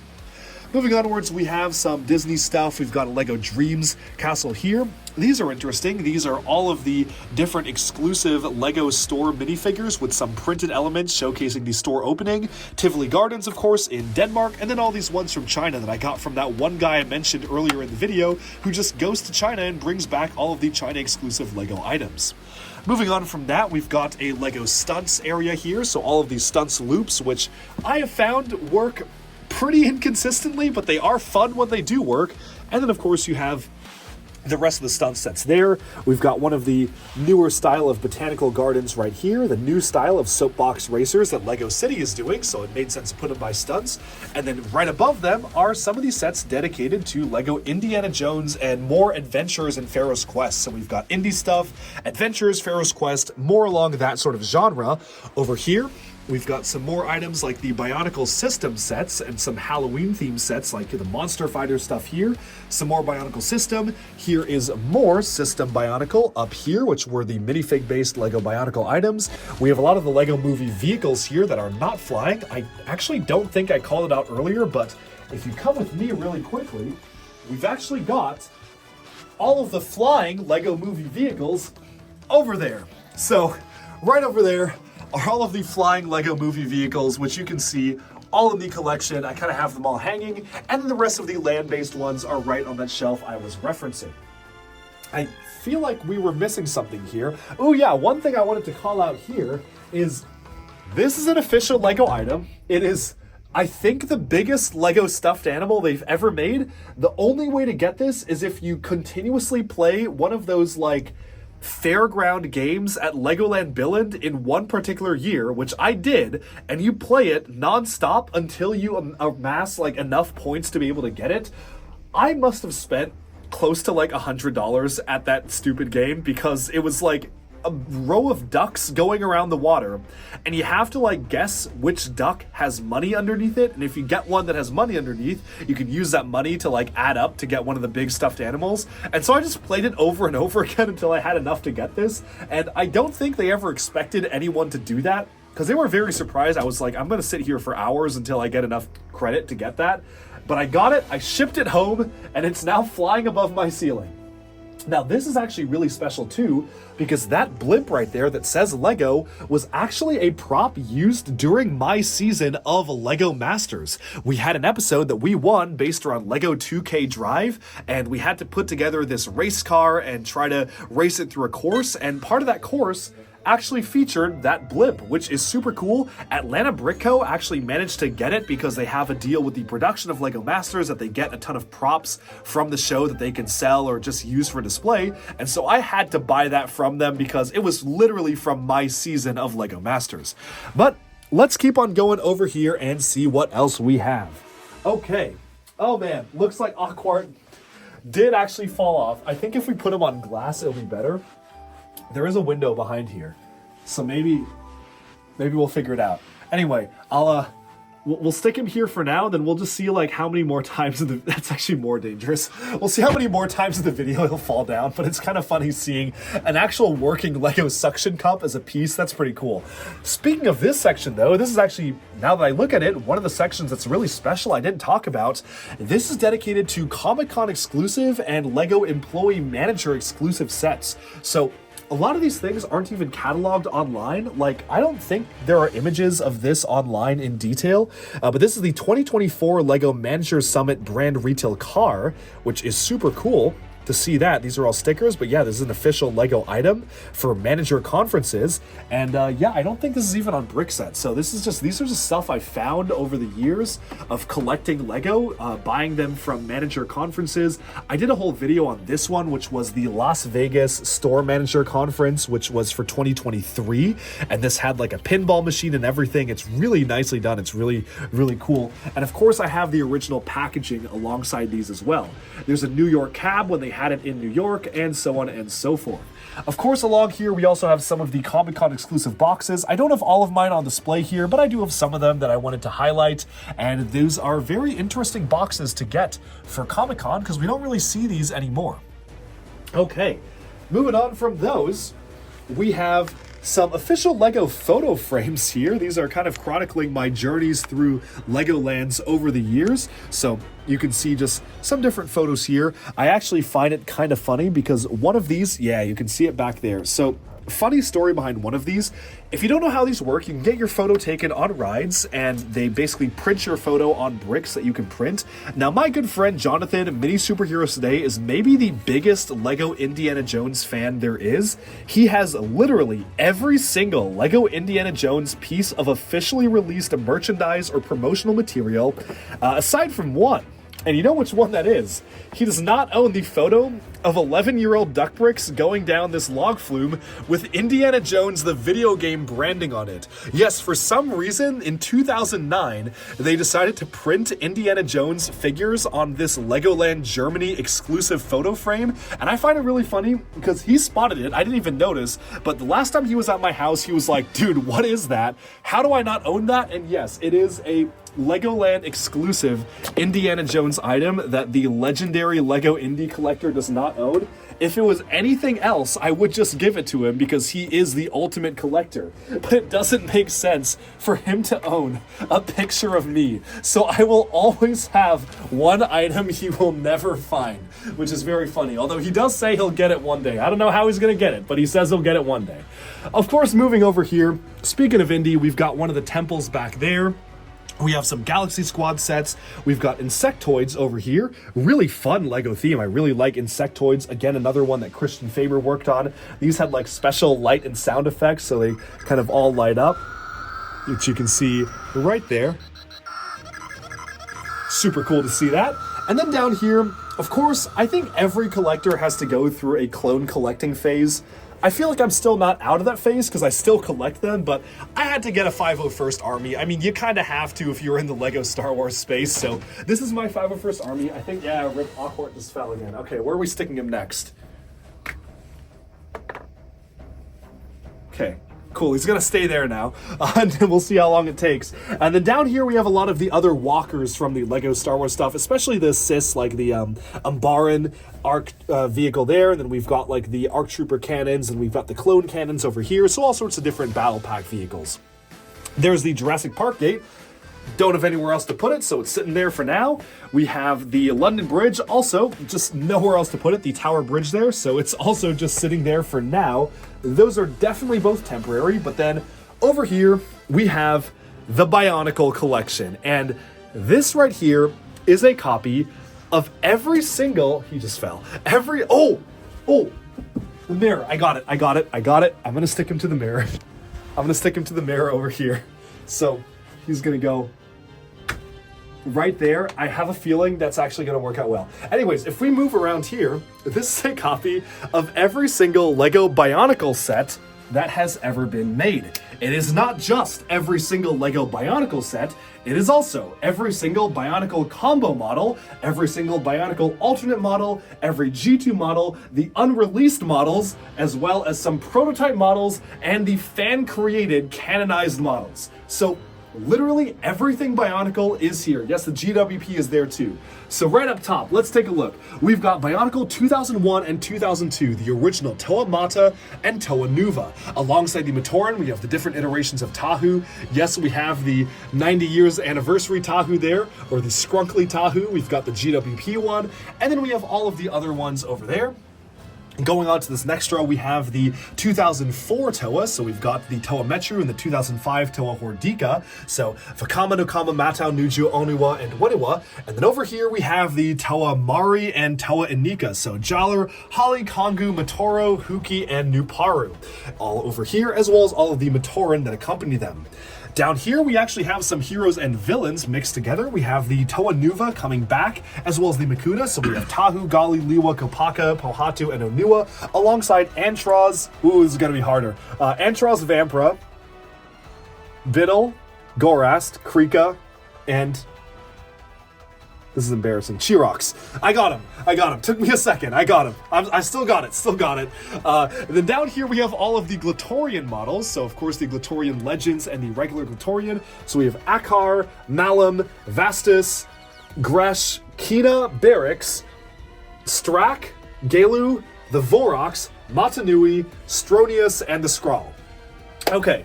Before we get down to those shelves, let's take a look over here. We have some of the more villain-focused sets. We have all of the different Rahi. So we've got the Tarakava, the San Tarakava prototype. We've got the Nui Jaga, the Muwaka and Kane Ra, the Nui Rama, the Manas, as well as the Barang Queens of the Borak in 2002. Of course, we have the smaller Lego Bionicle Master Builder Rahi here as well, like the Husi and the Fiku Spider, as well as the Crab right there, the like the Puku style of Ussel Crab. And then over here, we have some other types of builds. So we've got the Exotoa, that's actually a system Exotoa build using only the pieces from the Ghost Rider mech bike, which I thought was super clever, that someone used it with the GWP, so I did that. Same with the Boxor. And then we've got the Borak over here, the Borak Kal, Takua, and Takanuva, Toa of Light, Makuta Pterodax all the way in the back, the Gecko Bird, we have the Usanui vehicle over there, and then just some more of the villains.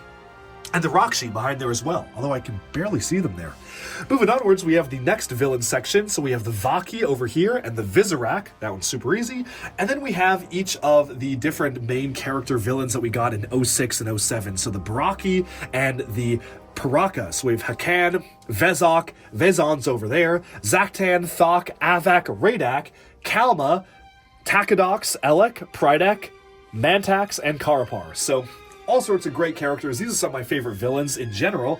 And then down here, we actually get into some of the modern ones, aside from one of the combo models here, but we actually have the actual Iron Agori Samad there. Samad is one of my favorite Bionicle characters. He had such an interesting story about how his entire family was killed off by the other tribes. He became a slaver to eventually get revenge, but then went on this character arc of becoming a better person. Really, really riveting stuff.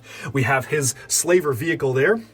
Of course, we have the Bionicle Stars characters too, so that was the final wave of Bionicle characters, like Tahu, Takanuva, Gresh, the Paraka, Nektan, as well as a Skrull and the Rakshi of Heat Vision there.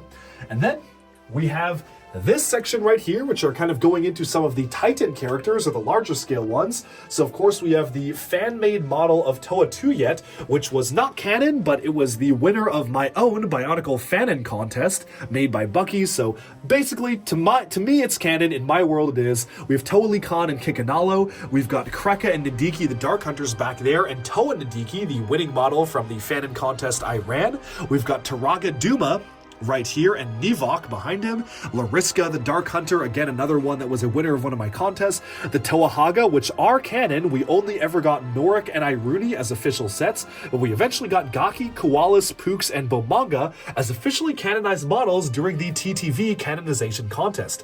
Behind there, we have Rudaka and the Sidorak, King Sidorak, the Viceroy and King of the Visorak Horrors, and then the Strange Rahi Kitangu behind them. Moving on to here, we have the 2006 and 2007 Titans, Vezon and Fenrak, Vezon and Cardass, Lesovic and his Sea Sled, Axon, Brutaka, Agents of the Order of Matanui. We've got Umbra, the Guardian of the Mask of Life. We have Nocturne down there, a criminal sentenced to the pit for destroying the island he lived on. Ernak, the Nightmare made flesh, the living nightmare of all the Skakti race. We've got the enlarged Gadunka right there, who used to be just a very small microscopic little sea creature but was enlarged to become a much greater foe. Maxilos and Spinax, the Maxilos robot who was actually Makuta Pterodax hiding inside the husk of the robot. We have Dekar Hydraxon here, who was the Pomatoran Dekar, who was actually forcibly transformed into Hydraxon by the Mask of Life, creating a merged entity. And then, of course, the Mad Titan Karzani, the ruler of his realm of hatred and nightmares. Moving on down here, we have the 2008 and 2009 characters from the larger scale builds. Toa Ignika, the large scale Takanuva, Mazika right there, an agent of the Order of Matanui. We have some of the Makuta, like Makuta Ikarax and Makuta Chirox. Oh man, Miserix, sorry, oh, Miserix is over there. This is Makuta Mutran. Man, a lot of Makutas. Makuta Mutran right there, and his assistant Vikan. And then, of course, we have Pharaoh and Skirmix as we go into the Baramagna saga. We have the Mighty Tuma. And then we have Scopio, one of my favorite Bionicle sets of all time, and Toa Matanui, one of the rarest Bionicle sets of all time.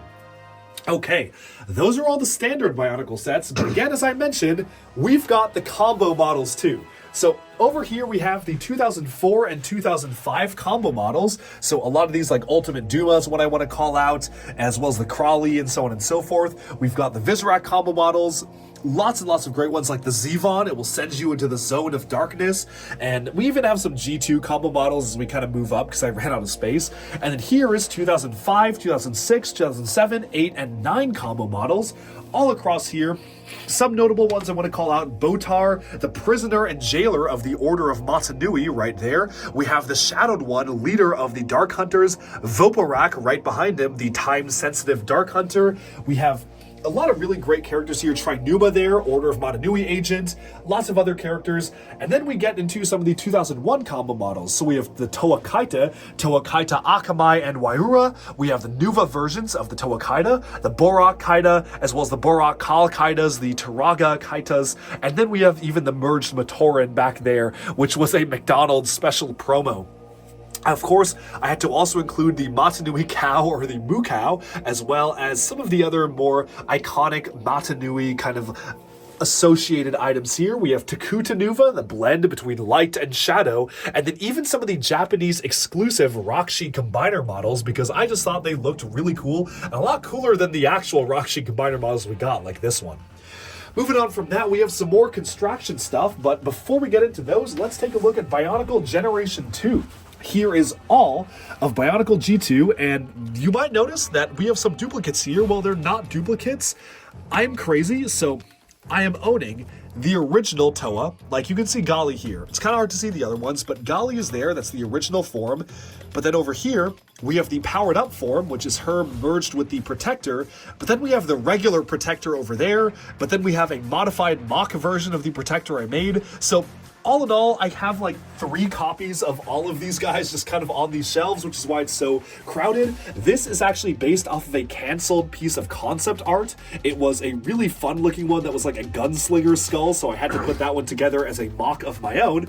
And then down here, we have 2016, so the Toa Uniters, we even have the 2 Toa combo models, so this is Kopaka and Gali combined into a combo model, which is actually a really cool build. It's one of my favorite play features of all time. I'm actually kind of scared to touch it because I think it'll topple everything over, but long story short, you turn a gear and these clank like scissors, similar to the LEGO Exoforce Grand Titan.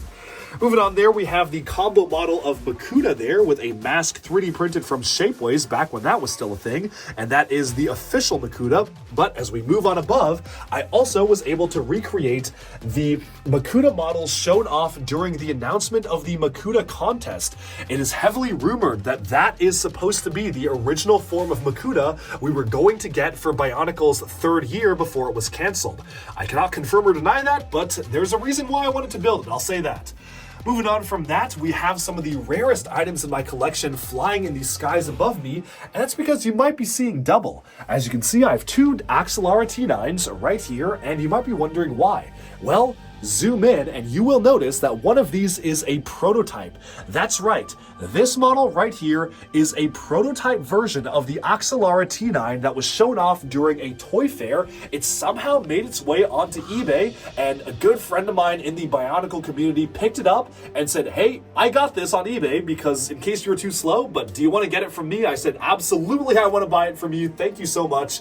And this is one of the coolest items I own because it is an actual prototype model with 3D printed elements for the masks and the panels and all the special parts that came in that set.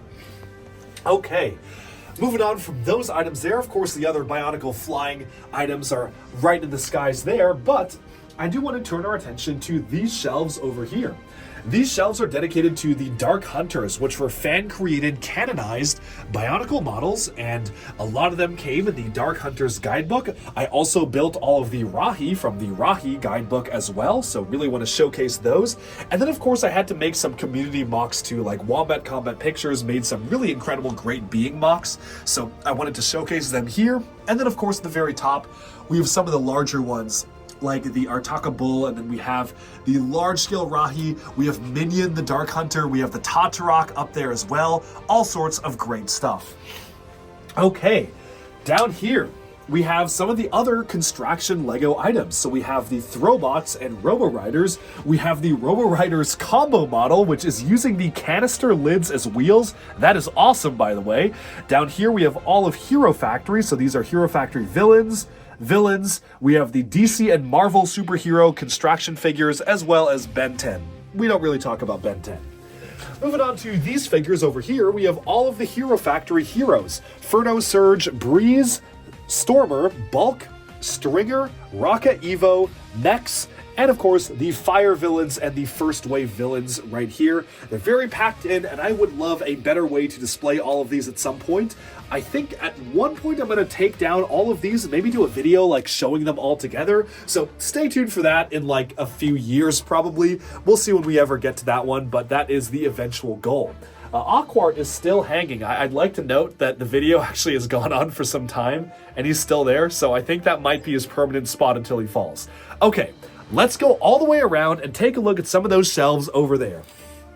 Moving on to this next section, we actually are almost done with the main area of the collection. We just have a few spaces left to go, and I want to turn our attention to the section over here. Right here is a copy of every single LEGO architecture set. You can see from over the years, we've gotten a ton of different architecture items. And then we have Atlantis right here, one of my favorite LEGO underwater sub-themes. We have some castle stuff. Sonic is down there as well. Paradisa is a spot here, and then a lot of LEGO Friends items too. I'm not going to dwell on it, but I do just want to showcase those as some items that I just have on display, including the beautiful new Notre Dame architecture set. Just an absolute wonder of a LEGO model. Okay. Moving on to here, let's take a look at what we have on these shelves. Of course, up top we have the roller coaster. This is the very first roller coaster we got in a large-scale form, and it is very, very cool. It's fully functional, you can even motorize it, and it is one of my favorite LEGO sets of all time because it introduced one of my favorite LEGO play features of all time in the roller coaster. We have all the different buildable R2-D2s over here. We've got the Joker coaster and the Joker Manor, as well as the Lego Pirates roller coaster. The space one is down there.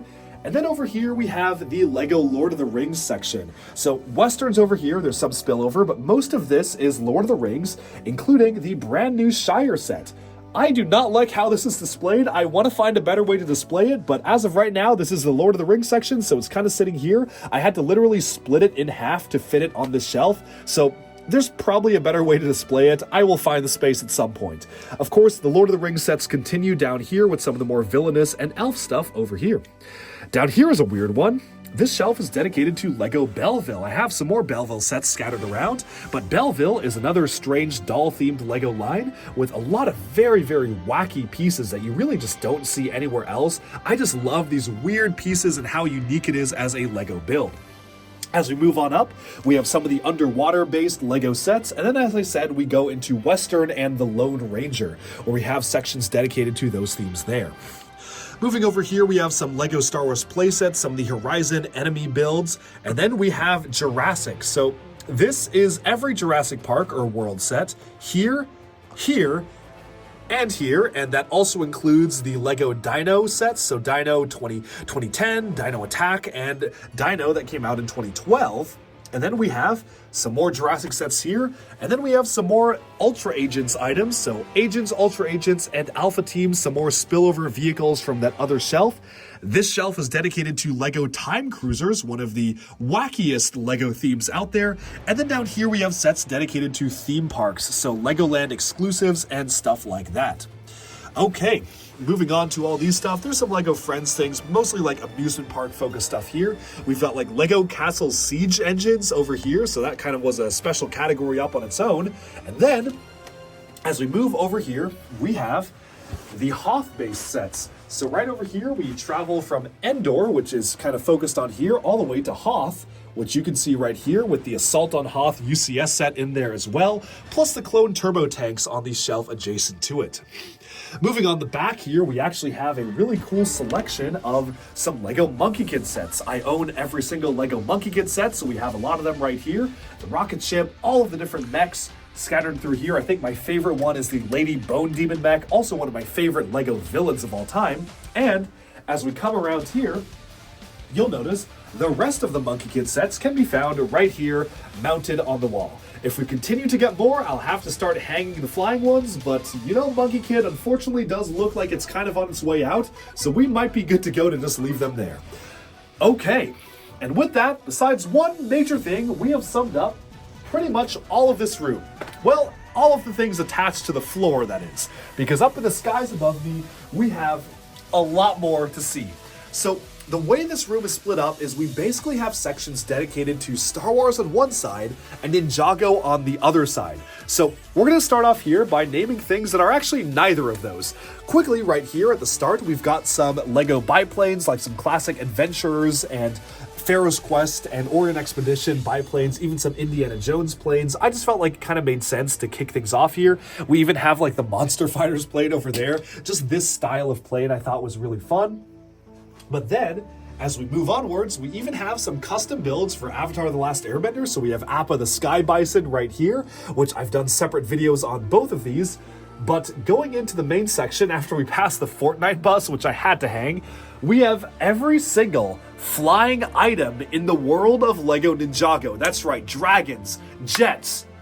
That's basically it. Just dragons and jets, and I guess Destiny's Bounties as well, are all hanging above my head here, which is one of my favorite displays ever because, again, I love Ninjago. So we have them at least sort of organized by element. Like, a lot of the fire ones are over there. We've got a lot of the lightning ones here, a lot of the ice things here. It kind of falls apart because as I started to run out of space, like I was like, oh, there's a spot here for the Source Dragon Emotion, so I'm just gonna plop it right there, and so on and so forth. But you know, you kind of get the gist of it with what I'm trying to do with all of these Ninjago sets. To name some of my favorites, we have the movie version of the Destiny's Bounty, which is so cool. I just absolutely love it, and we're getting another really big bounty this summer, so I don't know where we're putting it, but I'm very excited for it. Of course, you have to have Cole falling off in his infamous fall in season 10, March of the Oni, where he's kind of hanging off of the anchor there. Okay, moving on from that, though, we have some other of my favorite dragons, like the Source Dragon Emotion is so good. I love Lloyd's Legendary Dragon as well from the core shorts. We have the Misfortune's Keep up there.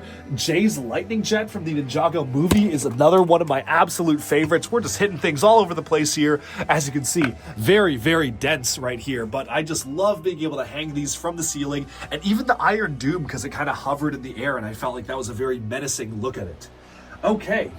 But moving on from that, we have a whole section dedicated to every single Lego Star Wars spaceship that exists. That's right, I own every Star Wars set.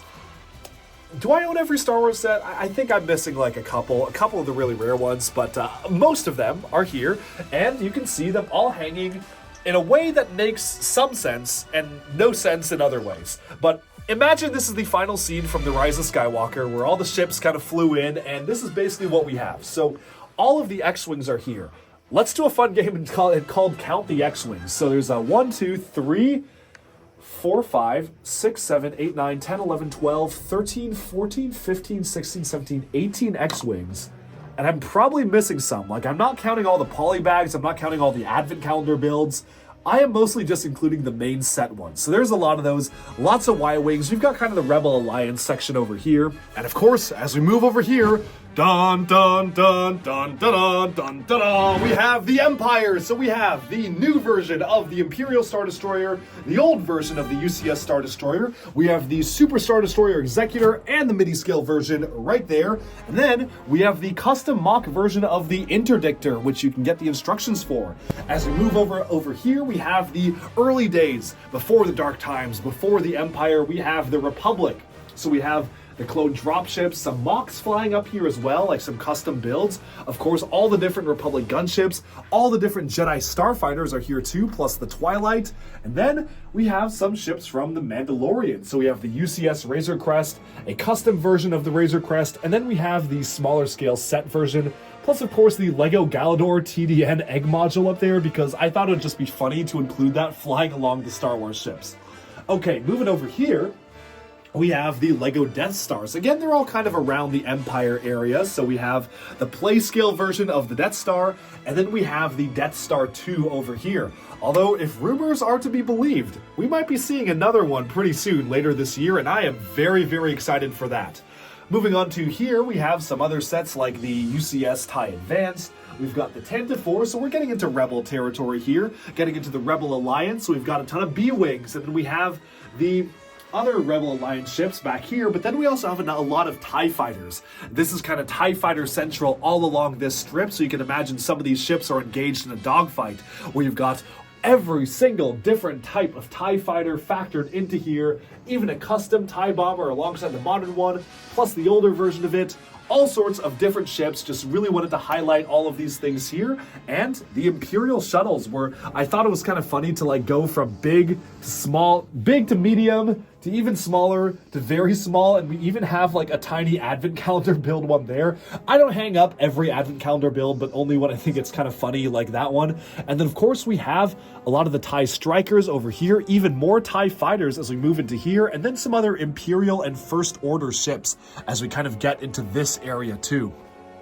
But with that, you can kind of see all the Star Wars ships. There's a lot more to say here, and I'm sure that there's a lot more to see if you just let the camera roam around, but we have things to do and places to see, so let's go ahead and head on over to the guest room, where I actually have managed to find even more spaces to include some Lego items.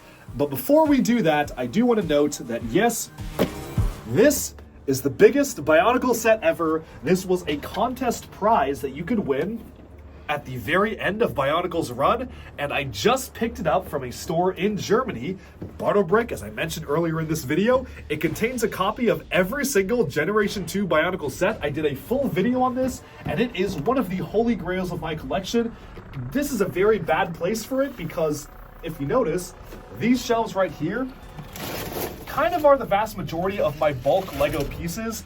This goes all the way to the bottom. It is completely unsorted. I don't know what I'm going to do with these, to be honest. It is a lot. It's a lot of parts, and it gets more every day, it feels. So you can kind of see all the pieces right here. Lots and lots of pieces. Every single one of these shelves has kind of full to the brim Lego parts, so I don't know, we'll do something with it at some point. My dream is to one day be able to open up like a mock studio and actually be able to build my own custom creations, but to do that, I need time to sort, and to have time to sort, I must have time, and time, unfortunately, is one thing I don't really have these days, but maybe when I'm a little bit older, maybe in the future, I'll be able to do that.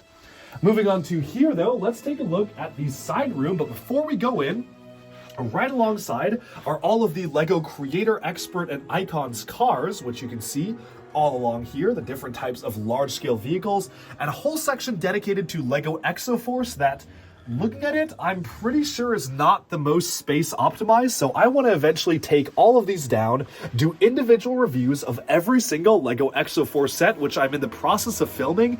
I had this really cool idea to do a review of every LEGO Exoforce model, combo model, alt model, and basically every single official Exoforce model ever released, and publish those reviews weekly. And I actually have reviewed, like, I would say 80% of them, but I don't want to start publishing them every week until I have everything reviewed. So once I have everything reviewed, then I'll start publishing them every week. And I think that'll last, like, even at every week, it will last like 2 years, which is kind of crazy. But I want to have like an ongoing series, and I think it'll be really cool. So I started filming this like over a year ago. I'm not done, but I'm almost done, and those videos will start coming out at some point. I will not promise when, I won't even say soon, because I just need to build the last few and review them. But let's go into the side room and check out what we have. Up top, I actually have some original artwork elements. These were drawn by Tommy Andresen and given to me just a couple of years ago, which was very kind of him. Super, super cool to actually have something drawn to me from one of the creators of Ninjago, which is awesome. And then up here I have a signed poster for LEGO Masters Season 4 with not just the contestants, but some of the LEGO employees involved that actually were able to help me on my journey and were a part of it post-win. So really want to celebrate them and showcase that there. Up here, as I close the door, we've got some mosaics, like the Darth Vader mosaic down here. We have the aforementioned Kanohi ones, but why don't we come on into the guest room? This is the room where anyone visiting me can sleep, and of course it has to be a LEGO themed room. As we enter the room, we have the absolutely beautiful Gotham City skyline right here, dedicated to the to the Batman animated series. Personally, I would love to see this for other properties, other media. I would even love to see LEGO Architecture do a set like this. Like, imagine getting a set like this just for regular New York. I think that'd be really cool, especially now that I'm living in New York. But we have Gotham City here. We've got all sorts of the buildable action figures and mechs here, and you might start to notice a trend. And one thing I want to point out, yes, this one is signed by the designer, Samuel Johnson, who also helped me out on my LEGO set. But as we come into here, welcome to the LEGO Technic and Mech room. Yeah, this is not the guest bedroom, it's the LEGO Technic and Mech room. So as we come here, we can see right on that side of the wall is a full collection of every single LEGO mech ever made that is not related to the LEGO Ninjago themes. So let me just jump into action here. You can see that we kind of have them going in somewhat chronological order. Like, we have some of the oldest mechs here. Like, look at this guy. Look at this one right here. It's like one of the LEGO Technic robot mechs, which is kind of funny to see. And then we move all the way up. Like, we have the Alpha Team mechs. We have some Creator ones, some space ones like Life on Mars. We have the Titan XP from Creator, which is a really cool mech. One of my favorites that really set the precedent for big scale LEGO mechs going forwards. And then we go into some of the modern ones. So we've got Atlantis and Shima and Nexo Knights and Voltron and the LEGO Movie and Ultra Agents over there. And then we get into the licensed mechs. So we have Overwatch, and one of the most interesting ones here is that you can see I actually have the canceled LEGO Overwatch 2 set. This one was based off of Overwatch, but it was canceled when the game was delayed and LEGO discontinued the theme. But I managed to find it and add it to my collection, so that one has never been released. There's actually quite a few canceled items in this room alone. And then we have a lot of the Hulkbusters, not the two really big ones, but the other ones that LEGO have made over the years. All of the individual superhero mechs right here, the little ones, the buildable superhero action figures. We get into Batman down here, Sonic the Hedgehog, the Eternals, all of the big scale Ant-Man figures. I'm still asking, why are we doing these and not the big minifigures? That's what I want to know. They're cool, but the big minifigures are, I think, even cooler. And we got all the way down to all these different characters there. There are like 2 different Ant-Man ones.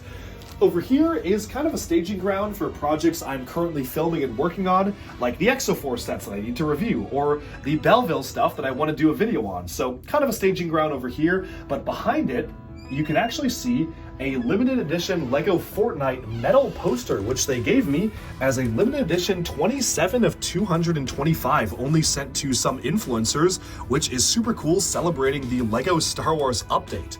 Of course, we have a big banner from a store display for Legends of Chima, which you can see here. And then we've got some other items like some art pieces. We have a map of Metronui or Matanui here. Yeah, this is a Matanui map, which is super cool, using just the Lego World map set, which is very nice. Some of the DC artwork pieces here. And then we get into the Lego Technic sets, of which I have pretty much all the ones I own mounted to the walls. So if we take a look at Technic over here, the walls are completely filled with Lego Technic and Mindstorms. So right there, you can see some of the Lego Mindstorms items. Over here is Lego Technic, so all sorts of different Technic things. And yes, that includes the Osprey, which was one of the canceled Lego Technic sets. It's actually kind of infamous to go ahead and take a look at this set, which was actually canceled. They decided to pull it from store shelves because it was military themed, and also, I suspect, because it doesn't really work that well. The set, for whatever reason, has a big design flaw, which causes the gears to literally strip each other apart as it operates, and because of that, I think that might actually be why it was pulled as well. Moving on, we have somehow the football stadiums mounted to the wall, or the soccer stadiums, depending on what part of the world you're from. I still don't remember how I mounted these to the wall. I live streamed mounting one of them, which was crazy. I think I dropped it like 3 times on stream, but I got them up there and they are going to stay there forever now. Okay, moving on to the shelving over here, we've got a special section dedicated to some of the GWP's employee gifts and some display models. So here we have a full collection of the helmets, which we've gotten from Star Wars and Marvel over the years, including the Comic-Con exclusive Ant-Man, Comic-Con Darth Vader, or I think the Star Wars Celebration Darth Vader, which eventually was a Target exclusive because of 2020, and so on and so forth. Over here, we've got some GWPs, we've got some flying stuff from Harry Potter, some Lego house sets, we have an employee gift of the wooden duck and then the Lego house wooden duck, so that kind of makes sense to go together. Down here, some more employee gifts and Lego house sets, plus some of the Bricklink designer program sets, Ole Kirk Christensen's house, which is super cool, and then one of my rarest Lego sets ever, this one, which was a canceled GWP, which was just very innocuous.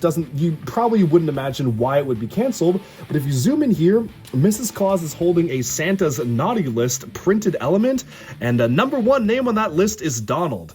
Make of that what you will, but Lego did decide to pull this set from release, but again, a few of them made it out into the wild, and that is how I got mine. Of course, as we go on down here, we have some more exclusive items. Like, you can only get this one if you sail on an MSC cruise line, and one of my buddies back in college actually was on a cruise at MSC and managed to get me that set, which was very cool because I don't think I would have gotten it otherwise. And I just have some other, like, this is a cool birthday gift my friend gave me of the DuckBricks logo. He doesn't build Lego, but he put it together himself, and I thought that was really sweet, so I have that on display, of course. Moving onwards, we just have kind of a staging area here. We haven't had guests in this room for a while, so I'm kind of using the nightstand to just hold stuff for now. But with that, I think we've summed up that area of the room. Just a lot of Technic stuff, just really fun things. Over here we have the Loop Coaster, one of the coolest Lego sets of all time. I love the Loop Coaster. It is one of the most phenomenal builds ever. Super interesting. And then you can start seeing some of the Lego Exoforce combo models that I'm slowly working my way through reviewing. And they actually have invaded Fabuland Town over here. I don't own a ton of Fabuland sets, but it is one of my favorite Lego themes. Just has a very fun aesthetic to it. And in between the Exoforce mechs, you can see the very different aesthetic of Fabuland right there. I think it's actually a lot easier to just look at one of these ones out in the open and to see the style of builds they are. Down here, we have a lot of Lego chess sets. We have one for Vikings, 2008 Fantasy Era, Knights Kingdom, and Pirates, and my number 1 most sought after Lego item, one in the top 10 of most sought after Lego items that I still need to add to my collection is the giant Lego Fantasy Era chess set. It is so cool, and I really want to put it together, but it's been on my list for a while. And in between filming the tour and this video coming out, yes, I actually got it. I just added this to my collection. I'm so excited. I've actually since moved since I filmed this video, so this was filmed in my New York apartment, but oh my goodness, what a cool model to get. Absolutely one of the highlights of my collection, and you can check out my full video review of this set if you want to see more. Back to the tour. And of course, utilizing the LEGO message sign set, also designed by my friend Samuel Johnson, I made Chris Lee LEGO Masters DuckBricks. So you can see that right here. Okay, but with that, we've summed up the guest bedroom, so let's step on back outside and take a look at anything we might have missed on our way in. So as a recap, we've got new Duckropolis City, we've got castles, space, Star Wars vehicles, Ninjago bases, Ninjago flying items, Star Wars spaceships, a Monkey Kid over there, lots of Monkey Kid buildings, Harry Potter, roller coasters. We have some realistic airplanes here. I don't know if we spent that much time on them, but of course I have to call out, I did manage to hang the World Wonderliner from the ceiling, which was technically my official LEGO model, recreated as a LEGO set, leading the charge in the airplane section right there, which is very cool. And of course you have the Concorde there, which is just amazing to see. All around, you can see just all sorts of really cool LEGO items. And I feel like I have barely scratched the surface of some of the really cool and interesting stuff here. But again, this is just a quick look at my LEGO collection. Of course, have to shout out the Endurance there. That one just came out, one of the best LEGO ships they've ever made. But altogether, I've had such a fun time being able to showcase my collection to all of you. And I just want to say thank you so much. If you are still watching at this timestamp, comment down below Team Duck for DuckBricks. It is super cool, and hopefully I was just able to share my love for LEGO with you. Again, as I keep saying, one day I want to open a LEGO museum with this, and I feel that a lot of the things that I do in life, from entrepreneurships to startups to working at Microsoft to being a PM and to actually going out there and solving problems, comes from my love for LEGO and my passion for LEGO, because of a passion for creativity and using the system of bricks around me to solve the problems that I encountered in the world. And it's really my goal to inspire the next generation of kids, or even just the current generation of people, to build, to be creative, to think with their minds, and to sit down and do something with their hands. And that's why I love LEGO so much, because I feel like no matter how old you are, no matter how old or young, you can enjoy LEGO. You can enjoy what LEGO has to offer. You can enjoy just coming up with something unique or following instructions to make a beautiful piece of art. And that's why I love LEGO so much and want to share it with the world. I want to open a museum one day. I think it would be really cool to have a brick museum showcasing the history of LEGO with the amount of prototypes and weird items I have, plus as complete of a collection of sets as I can get at this point. I think it'd be really cool to do that. So that might be literally years down the line. But trust me, when it opens, you will know. And I just want to thank you all so much. If you have watched to this point, you are a true LEGO fan. You have seen the whole DuckBricks collection, and I am filming this on the night of me moving to New York. I'm actually moving away from this collection. I don't really know when I'm going to be back or if I'm ever going to be back long term, so I'm kind of filming this video as a chance to also say goodbye temporarily for now to this collection. I'll still visit home. There will still be DuckBricks videos because I filmed a ton of B-roll, and I will still be using this collection to showcase a lot of things, so nothing's really going to change that much for the channel. I might do more analytical videos about LEGO business decisions or LEGO stories and stuff like that. But altogether, I just wanted to take this opportunity to tour it one last time before I move in just a few hours. I have to catch my flight. But I hope you enjoyed this video. Check the description below for a list of frequently asked questions and their answers, and also check it down below for some links to some places where you can get stuff like DuckBricks merchandise and DuckBricks shirts. Just all of that supports my channel. Even just leaving a like and a comment helps the channel go a long way, and your support means a lot. So I hope you enjoyed this massive tour of what I believe to be one of the world's biggest LEGO collections. And to answer one final question, yes, I am going for the Guinness World Record. The current record holder has 6,000 and I'm at over 9,000, which means I'm pretty sure I can beat them. But here's the thing. To get the Guinness World Record, I need to make a single video with no cuts counting every single item. I tried to do that in this video, but just kind of showcasing it with no cuts, and I still had to cut it multiple times because my phone kept dying. So to film that all with no cuts and then literally go one by one, yep, here's this, here's this, here's this, I don't know if that's possible, but I'm gonna try, and it's gonna be a crazy video if I pull it off. So one of these days, I will be trying to go for that Guinness World Record, but I also see no rush. My collection is growing every single day. The more time I wait, the bigger the collection is going to be, and the harder it will be to dethrone me. And I know that once I submit it one time, I definitely will not want to submit it again. So I am in no rush. I want to get the record at some point in my life, but that might not even happen until I open my museum.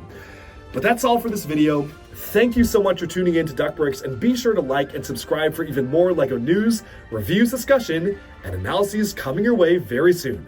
Thank you so much, and bye for now.